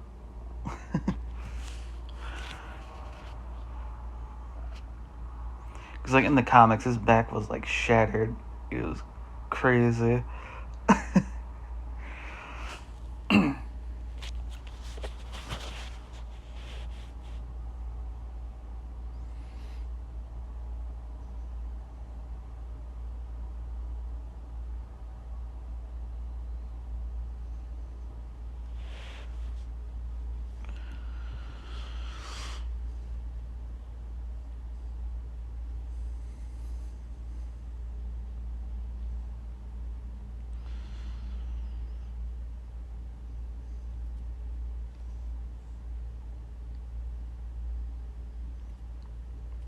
There's the orphan boys.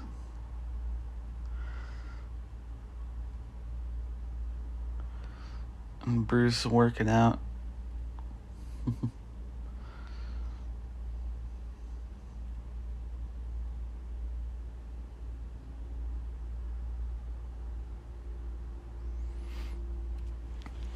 That is something I love about Batman, is his determination. Like, I love how that shines through in these movies, especially here.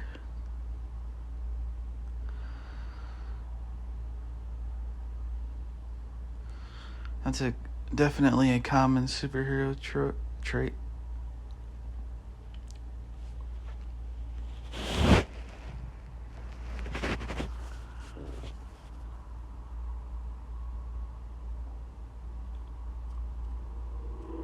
And a pretty good one for like kids, you know.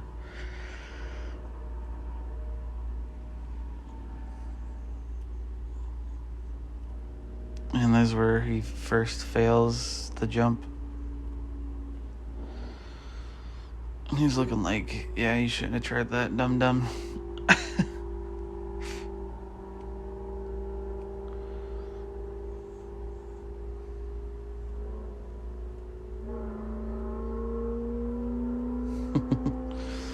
Not any ordinary child, Joey King from the Kissing Booth.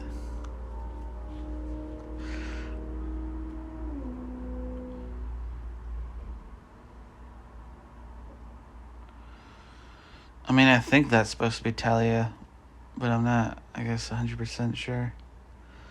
But it would make sense for it to be Talia, the young Talia.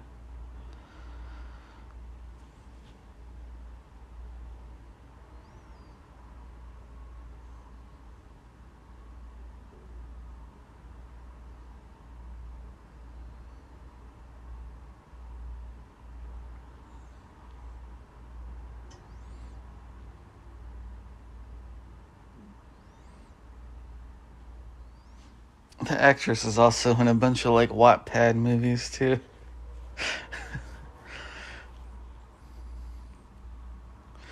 I mean, good for her. She seems to be doing well for herself, but man, a lot of those movies just are not my thing.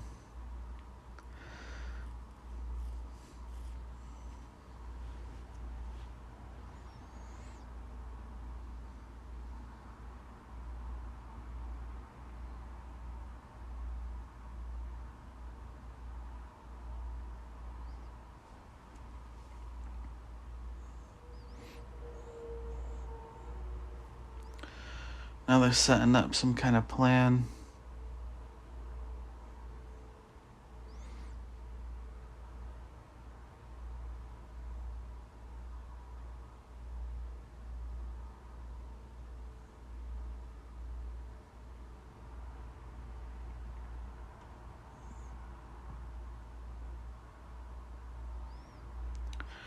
So actually, it turns out that he did. And it's a plot twist.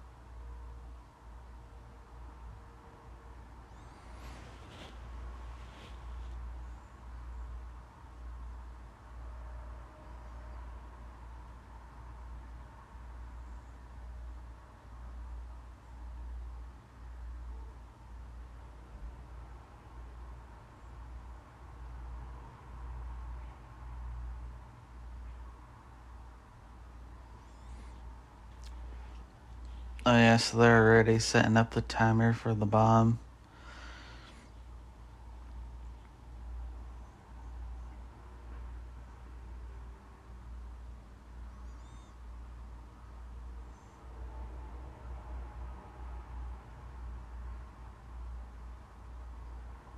Uh-oh.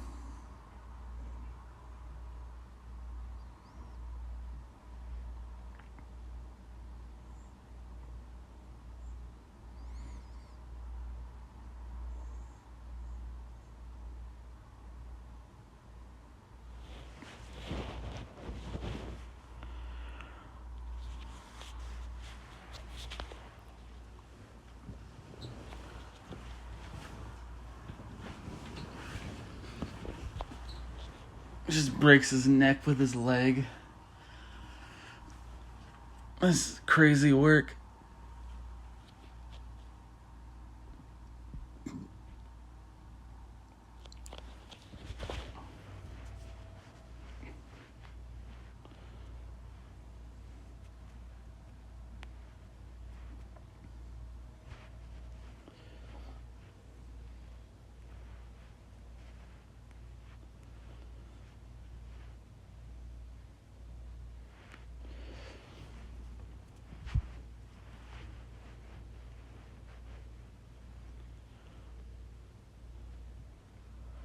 It's so funny, like, watching this movie and then seeing something like This Is War that also has Tom Hardy in it. He's got a much different role.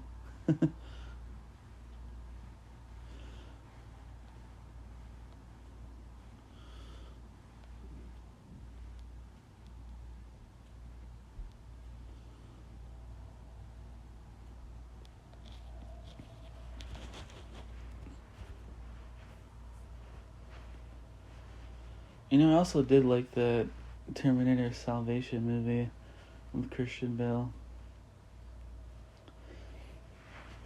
I liked it because it was a movie actually in the, like, apocalyptic future. Kind of surprised that's, like, the only one we got.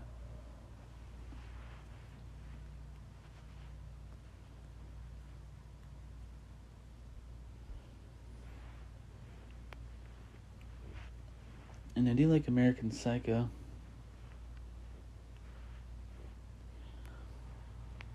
But that's not one of my favorite movies or anything. I like the memes that came from it though. Like the business card scene was funny.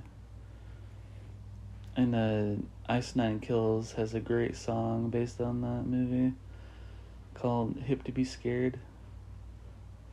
And it's a reference to the scene where he talks about Huey Lewis in the news. I think Ice Nine Kills is pretty clever as a band.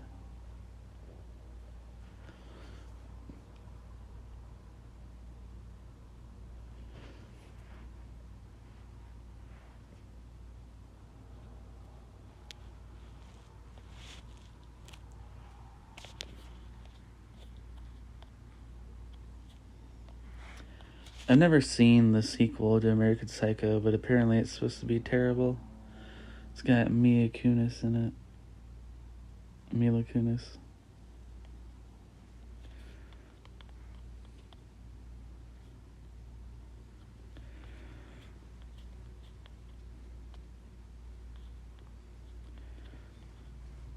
And I guess they are trying to make a American Psycho remake. Kind of wonder how that could work.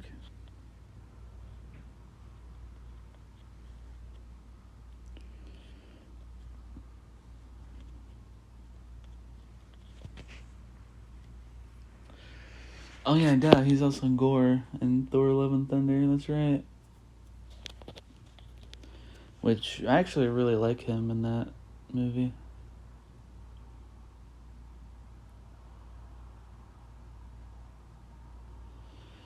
He's a villain with this sympathetic edge.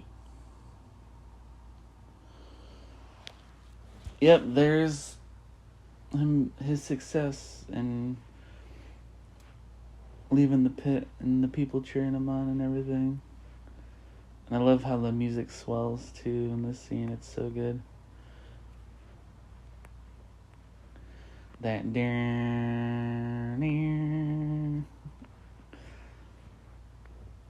which means that we must be getting close to the end.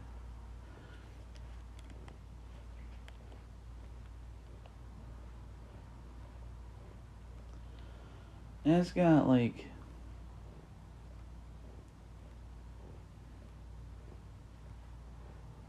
a little under 50 minutes left.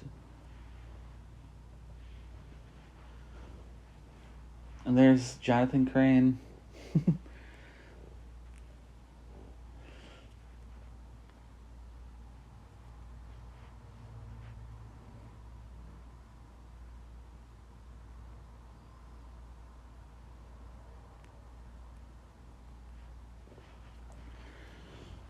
Running a kangaroo court.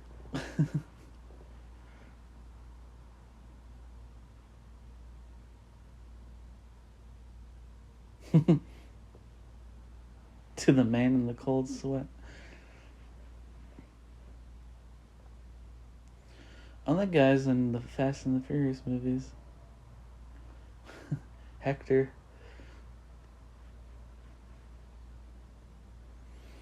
I forgot that he made an appearance in this.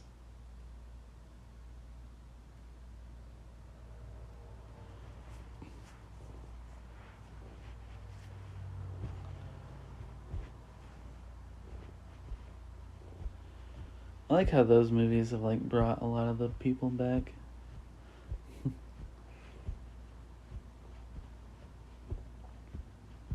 Although some of them just don't seem to stay dead, even though they probably should be dead. Like Gal Gadot in the latest one. She was apparently alive the whole time. I can't be mad at Han though, because Han's one of my favorite characters in those movies.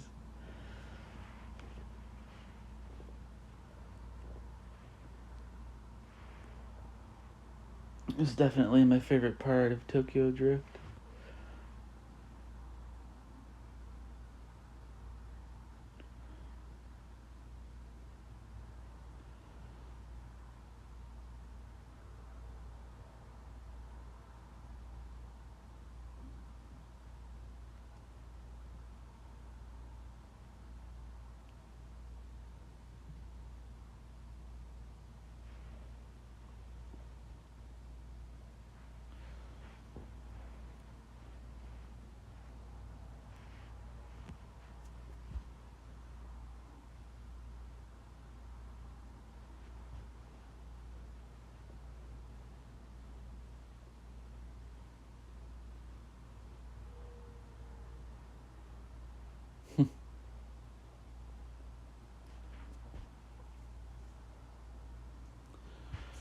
She offers her help even though she's a part of the plot. I guess to cover herself.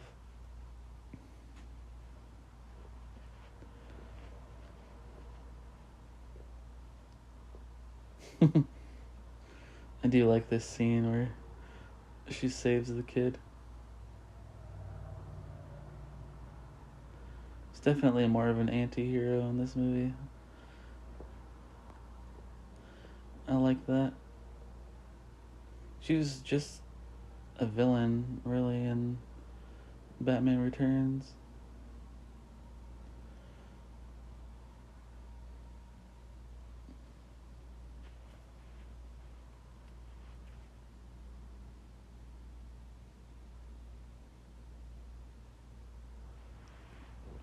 And also Zoe Kravitz is less of a villain, but you can definitely see why Batman would be against her in that movie.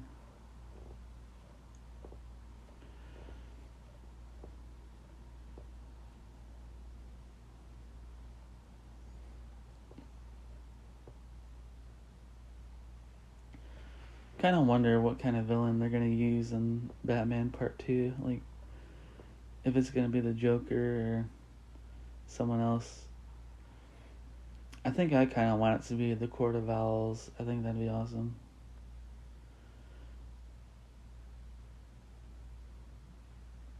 People are also asking for Mr. Freeze, and I think like a darker version of Mr. Freeze would be pretty cool. Kind of like how he was in Batman the Animated Series.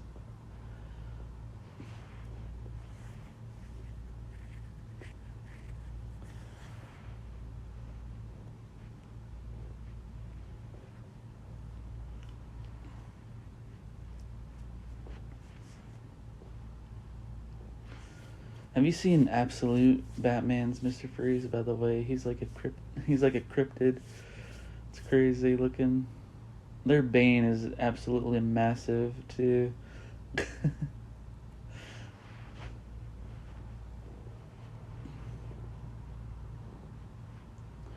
And their Batman is already big. So they had to make Bane even bigger.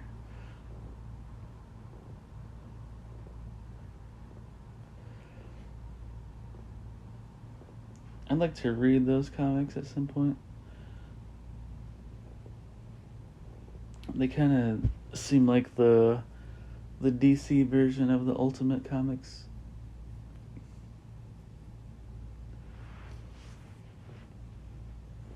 Which, to be honest with you, I've kind of had the idea for that before Absolute Batman was even a thing. Making kind of like a Ultimate Batman series. It's like outside of the main continuity.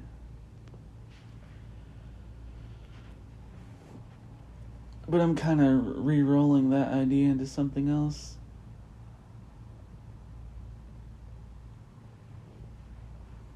Which I could definitely go more into detail in later on.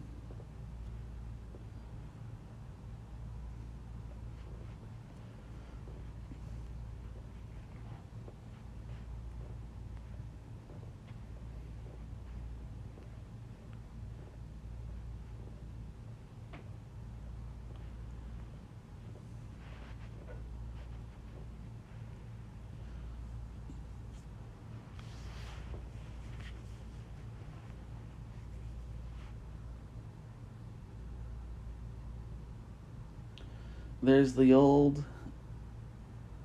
garage that he used. Warehouse, I guess. It kind of can be both, I guess. Yeah, and he's showing him the latest.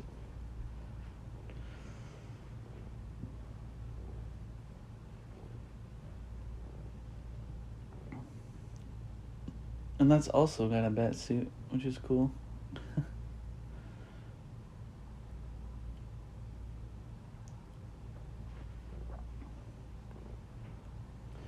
You know, before I didn't really pick up on that, but I guess he would have more than one bat suit in case something happened like it did.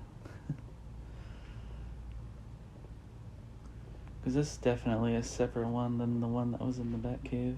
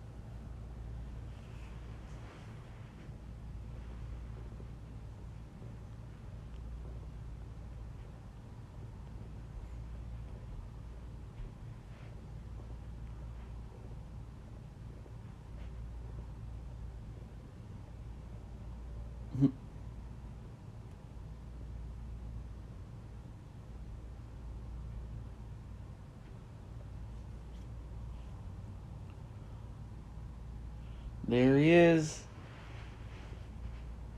Back in the cape and cowl. I do love this part.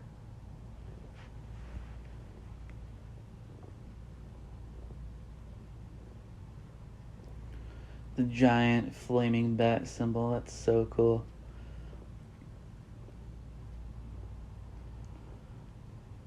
It's like his own makeshift bat signal.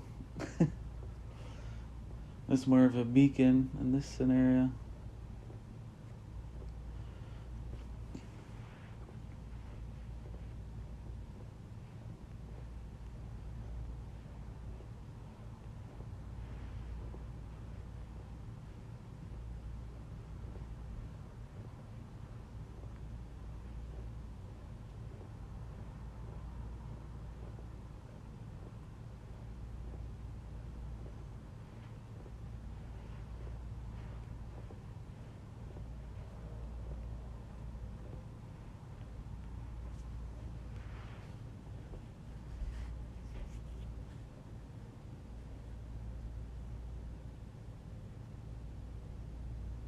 It didn't even look like that elbow hit that one guy.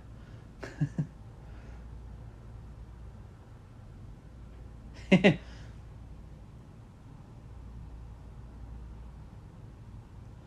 kind of funny you notice things like that when the sound's not on. That kick didn't look that convincing either, to be honest with you.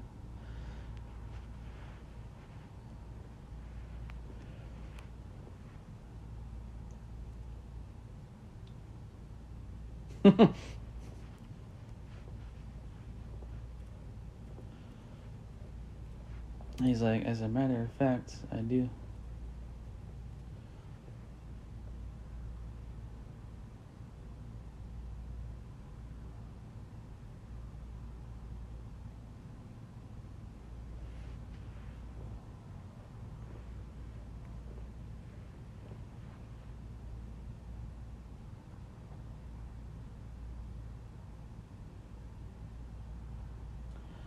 It's kind of a shame that they don't have the Bat family at all in these movies, because I feel like a scene like this would be pretty awesome, having the Bat family squad up together for a siege of Gotham. But at least it's got Catwoman, so that's something.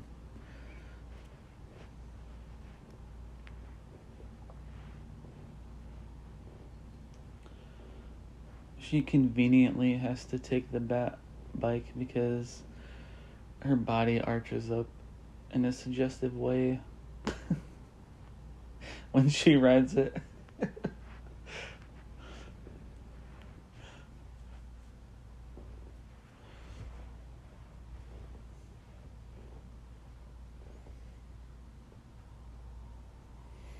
There's a shot later on where it's just pretty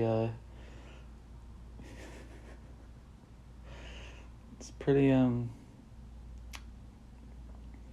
suggestive.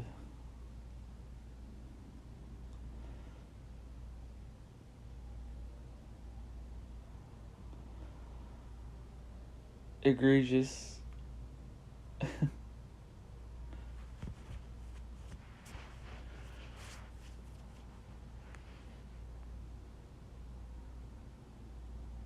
Oh yeah, I love this with all the police officers lining up.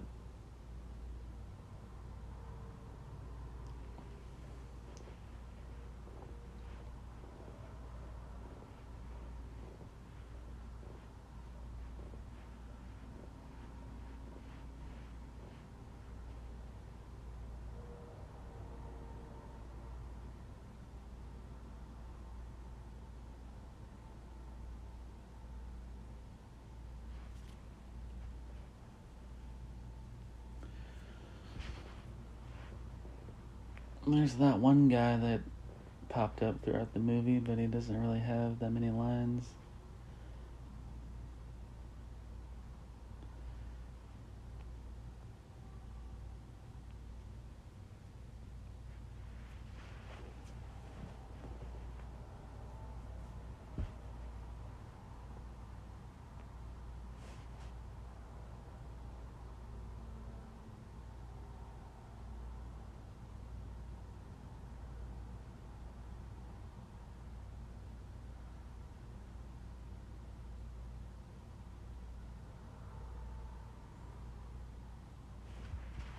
They're like, wow, we were really lucky that Batman was on our side. Here's the shot that I mentioned earlier. Just her ass in full view.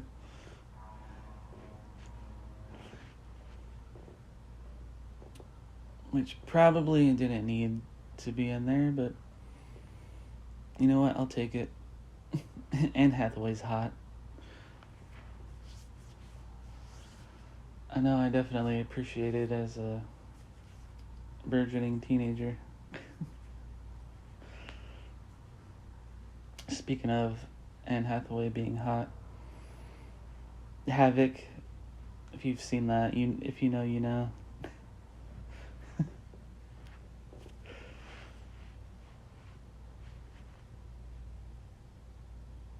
Also, Love and Other Drugs too. It's also a good one if you like Anne Hathaway.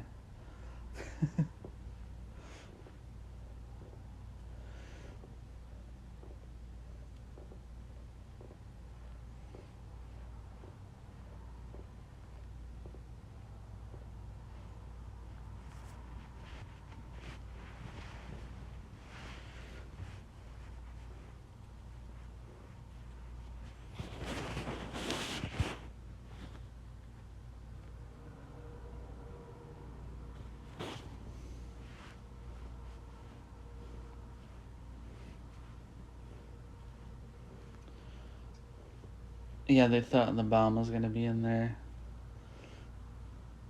Pull the old switcheroo.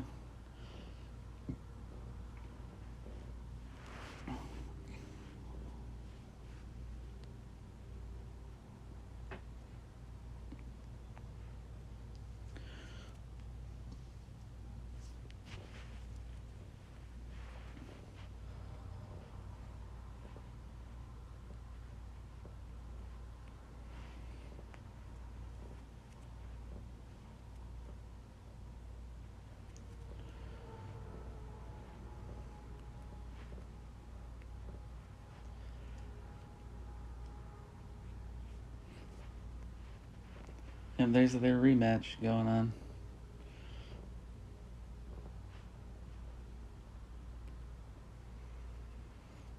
Which, interestingly enough, Bruce is not the one that takes down Bane in the Nightfall story. It's John Paul when he's Batman. And Bruce returns to fight John Paul Valley.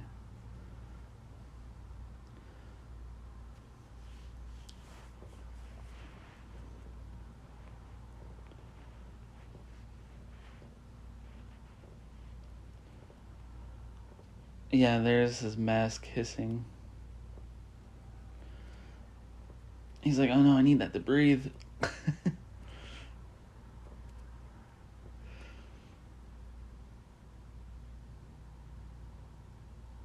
Makes me wonder about like how that mask works really, because is it like lodged into him somehow?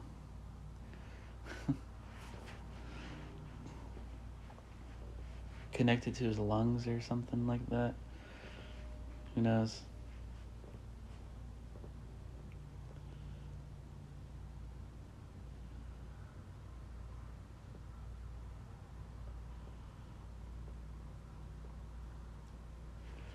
Well, he's right about it not being an ordinary citizen. Where is it? The Batman Christian Bale voice just in full display here.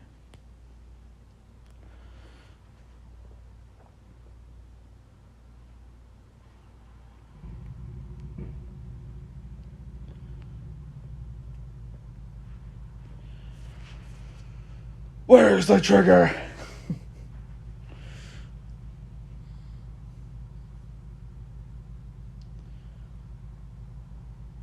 Oh yeah, there's a parody of this on YouTube, and it's probably one of my favorite videos on the whole website. It's pretty great. The college humor one. Yep, and that's where we reveal that she's Talia. But yeah, in the video he's like, but we totally had sex. She's like, yeah, we did, but it was all a cruel ploy. He's like, that was a cruel ploy. Sign me up for another.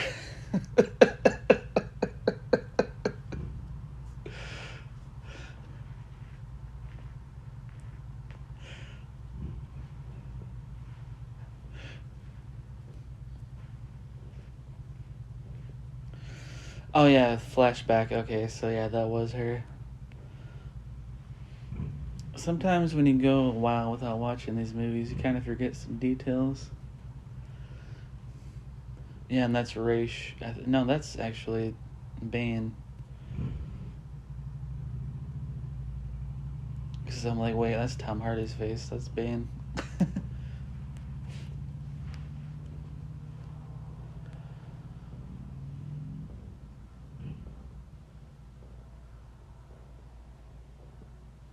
Nice.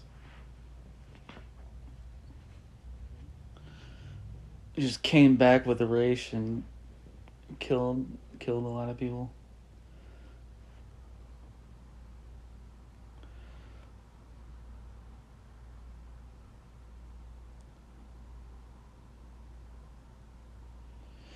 You tamed my monster. Yeah, so it does look like he was in some kind of accident. Although I'm not sure how I feel about this little plot reveal that they were in love. I'm not sure that they needed that.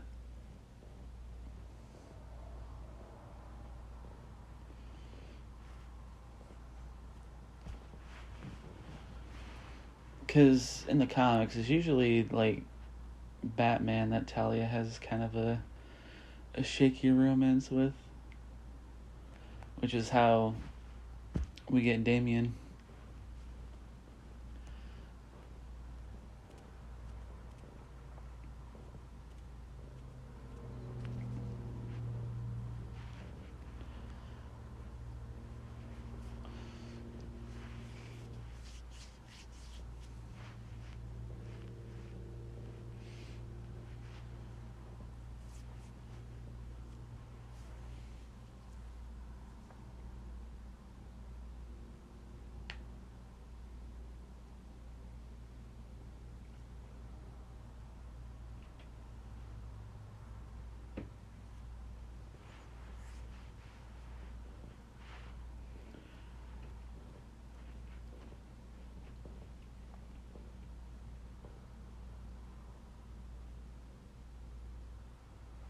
Yeah, and she hates him because he killed her dad. Well, he's at least responsible for his death. I mean, I guess it can kind of be debated whether or not he killed him.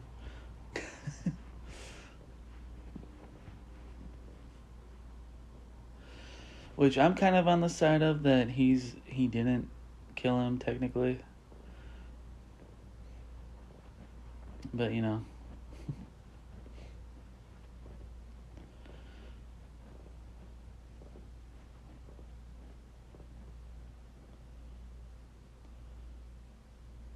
Cuz like I'm not sure how he could have even like saved him. I guess if he really wanted to, he could have found a way, but it would have been difficult. Anyway. Oh yeah, this cop. I think this actor did a good job in this little scene. Take 2 steps forward.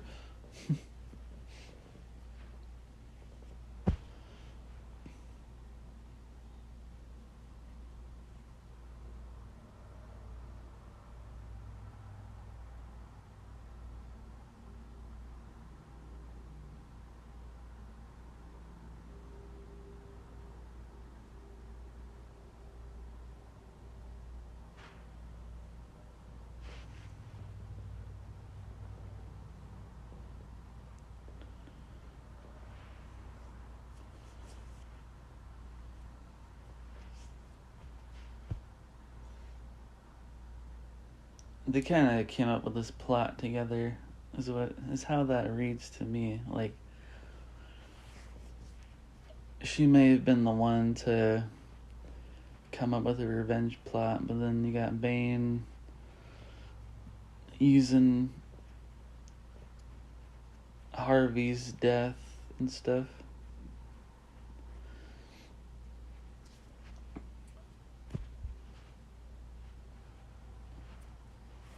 Nice.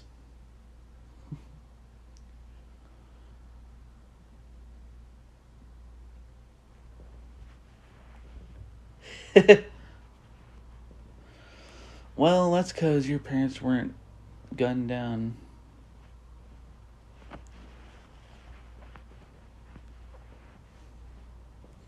I actually have no idea what happened to her parents. Like, I'm not sure they even go into that in the comics either. Unless there's something I missed.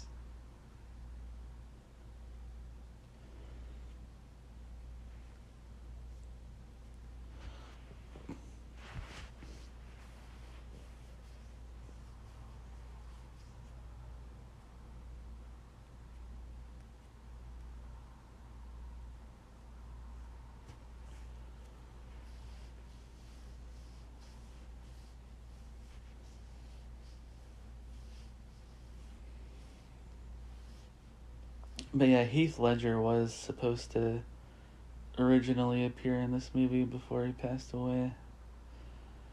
I think he was supposed to be in that scene in the prison where the criminals are let out. I think he's supposed to be there. Make a brief cameo. And I guess maybe even possibly be a part of this whole siege. Just kind of causing his own mayhem.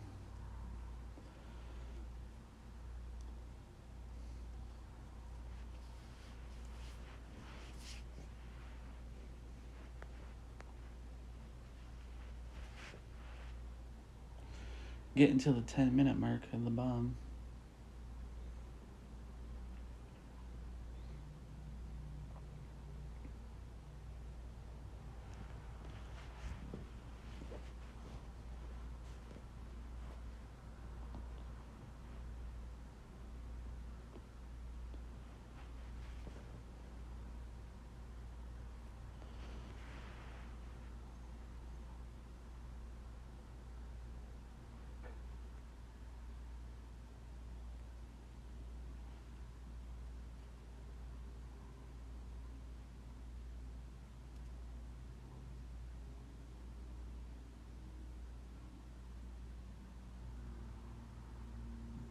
Nice. I love how that bike rolls like that with the wheels.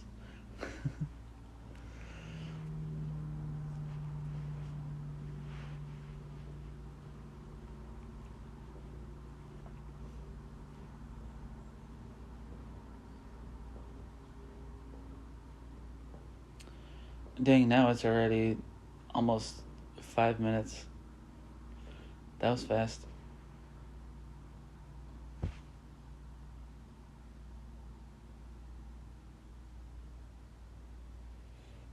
I guess they've been flying and riding around for 5 minutes.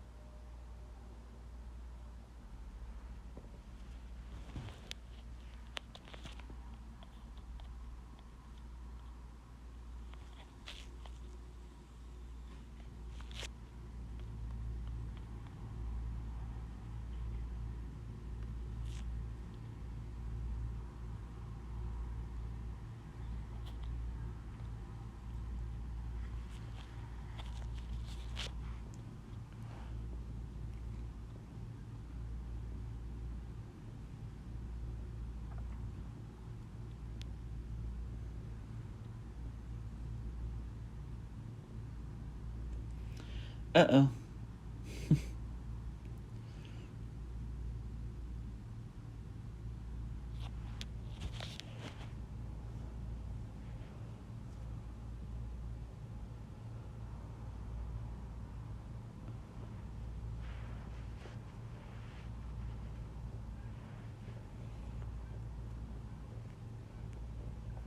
She's like, I'm kind of bleeding internally here. At least that's what I assume is happening.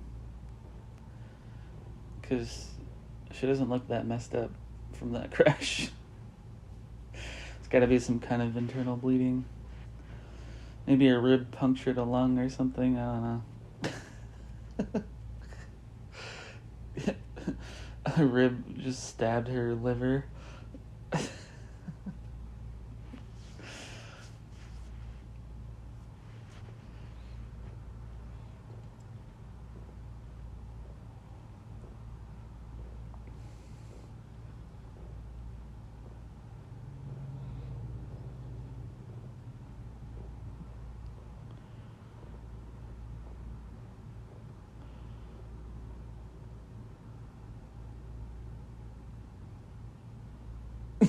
I don't know why, but that's kind of goofy to me, the way that she dies like that. She just kind of jerks her head to the side at the end. And, that's like the only thing in this movie that's a bit goofy.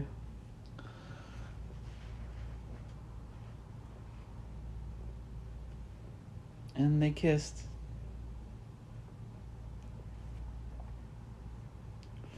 But yeah, like, these movies, by and large, have not really had anything kind of like that in them. It's kind of goofy. Unless you want to talk about Batman's voice. It's like the only other thing, though, that I can think of. Oh, I love this part where he realizes he's Bruce. Yeah. That's so good. Starting to drag the bomb now.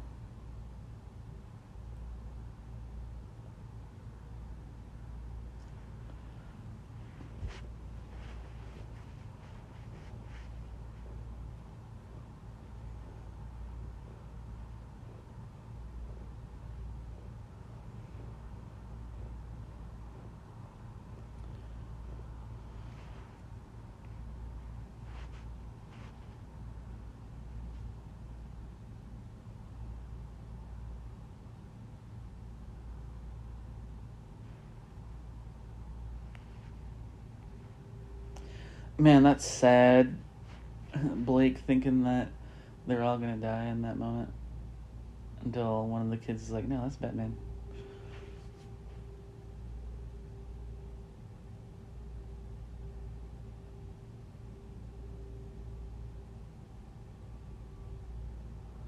Yep, and there's the shot of him flying the bomb out.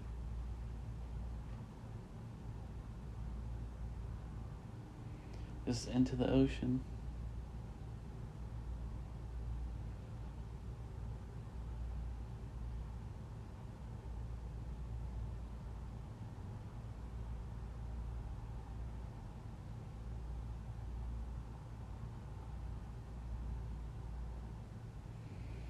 It's a big old mushroom cloud.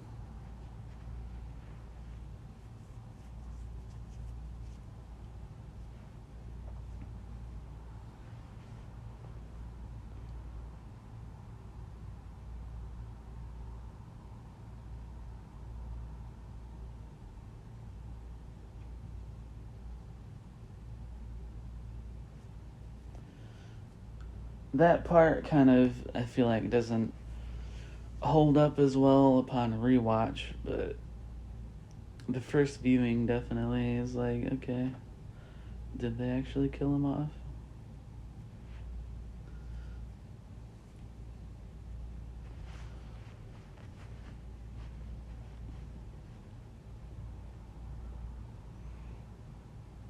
But he's not dead.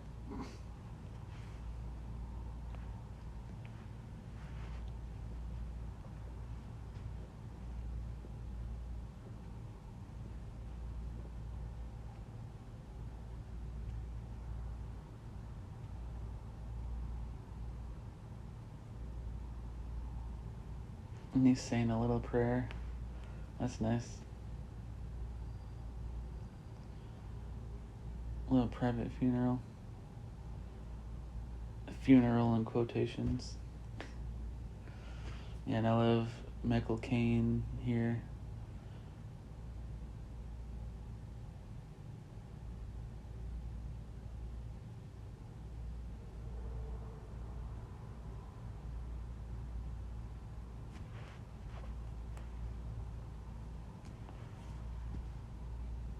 Speaking of Bane, for one last time, I think he was really cool in the Justice League Doom movie. And I love that scene where he puts Bruce in his dad's coffin and he's got to punch out of it to break free. I thought that was really cool.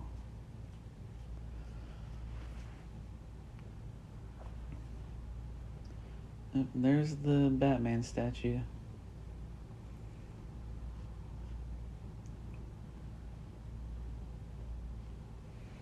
Which looks awesome.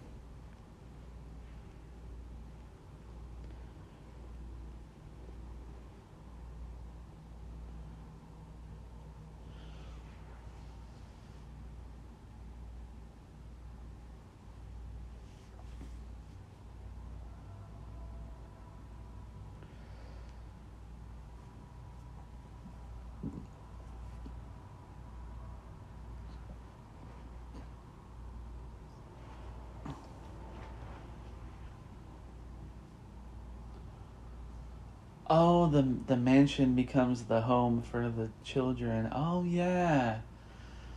Forgot about that little part, but that's really nice. And there's this part that I have opinions on. Where his legal name is apparently Robin. It's like, if they just wanted to make him Robin, just call him like Detective Grayson or something. Like they didn't need to do that. And it would have even been fitting too for him to be like kind of a mentor for the orphans, because Robin himself is an orphan like Batman. I guess his first name would be Robin, I suppose. Like Robin Blake, or maybe Blake is a made up name too. Robin Grayson? I don't know.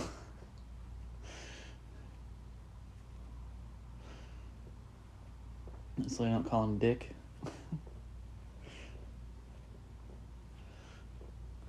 Here he goes swinging into the Batcave. I do like that though. They seem to imply that he becomes the new Batman. But in my headcanon, he becomes Nightwing. I think that's cooler. Just a little cooler if he becomes Nightwing with his tech. And there's the restored bat signal. That's cool. That's kind of why I think he becomes Batman, is because the bat signal, though. But I do think it would be awesome if he was Nightwing.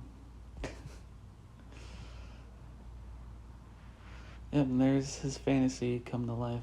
That's awesome. I love that scene. It's so good. He's like, yep, I'm done here. So, like, yeah, I mean, kind of a misdirection, but I think it worked well enough. And there's the movie. There's Dark Knight Rises. Woo! That's one trilogy in the books, ladies and gentlemen. But yeah, I'm pretty sure what happened was that Batman detached the cable over the water at some point. Then he just kept flying.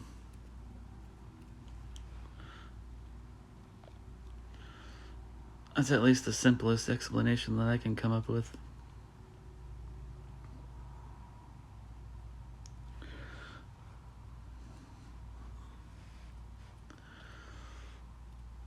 And yeah, first series down.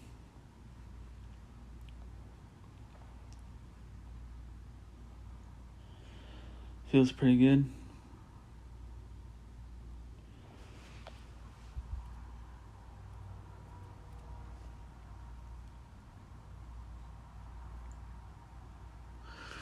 So yeah, I love this movie, if you couldn't tell. This is one of my favorite Batman movies for sure. It's like top 3, I think. Because I think for me it goes The Batman, The Dark Knight, and then The Dark Knight Rises.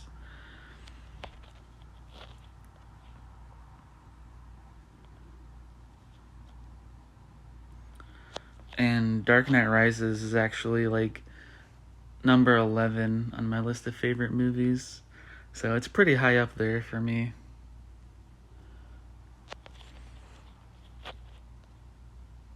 And I know some people don't really like this movie as well as the other ones, but I think it's pretty much up there with The Dark Knight. Just not quite as good. Because let's face it, nothing they could have done could have really matched up to that movie.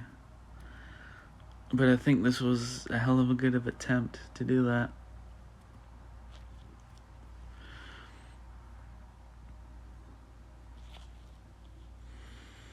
And one day I probably will reveal like what my like favorite movies are. I'll talk more into detail about that.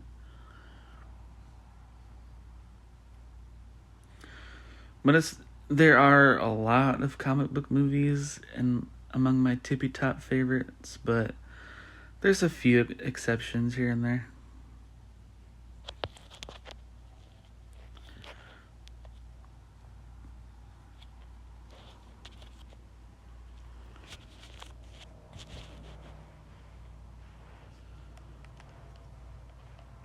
I remember actually staying behind in the theater for these credits because I wanted to see if they expanded on Blake finding the Batcave at all, but they didn't. I would like to see some kind of continuation though, like if they made like a comic book of it or something, or a book, just like a regular novel. Would be cool. I don't know.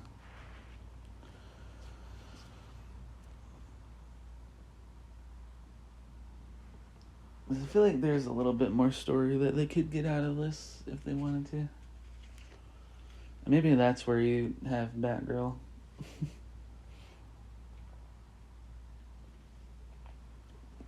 She goes back to Gotham for whatever reason. Maybe to like reconnect with her pops.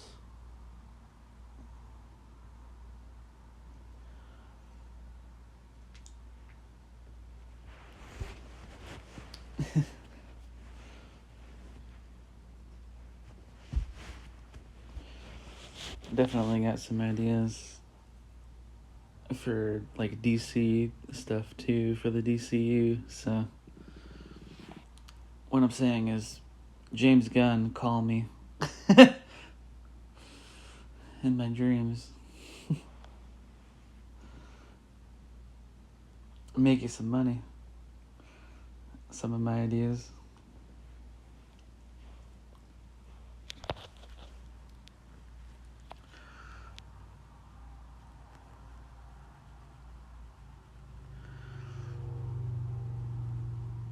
Yeah, so far the DCU just pretty much consists of Creature Commandos and Superman. But I think they are going to make like tie-in comics and video games and stuff like that. So it's going to be interesting to see how all that comes into fruition. But at the time of my recording, I still have yet to see Superman. And then Blue Beetle was kind of off in its own little world, I guess. Like, I don't know. It's pretty confusing whether or not that's supposed to be in the DCU or not.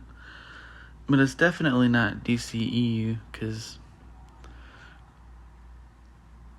there's a couple things that wouldn't really work with that.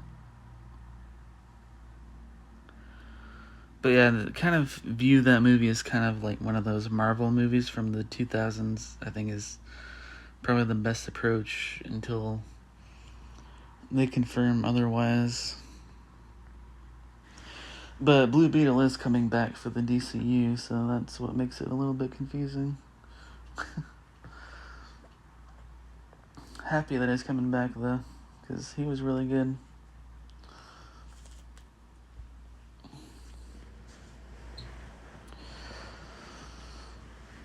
And read Nightfall if you haven't ever read that before. It's really good. It's one of my personal favorite Batman stories. You don't even really need to read like Night Quest, but I think it's a fun one. You could probably just like read parts of Night Quest if you really wanted to, and then go into Night's End from there. But it is a Night Quest, I'm pretty sure, when John Paul actually takes down Bane. So there's that. Then his costume progressively gets like more 90s in that book too.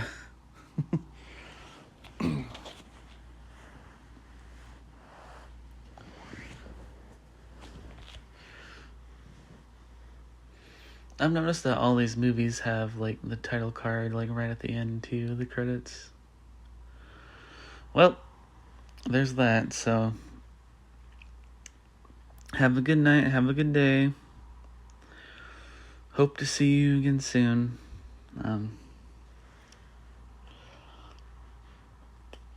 And yeah, hope you enjoy this. Thanks.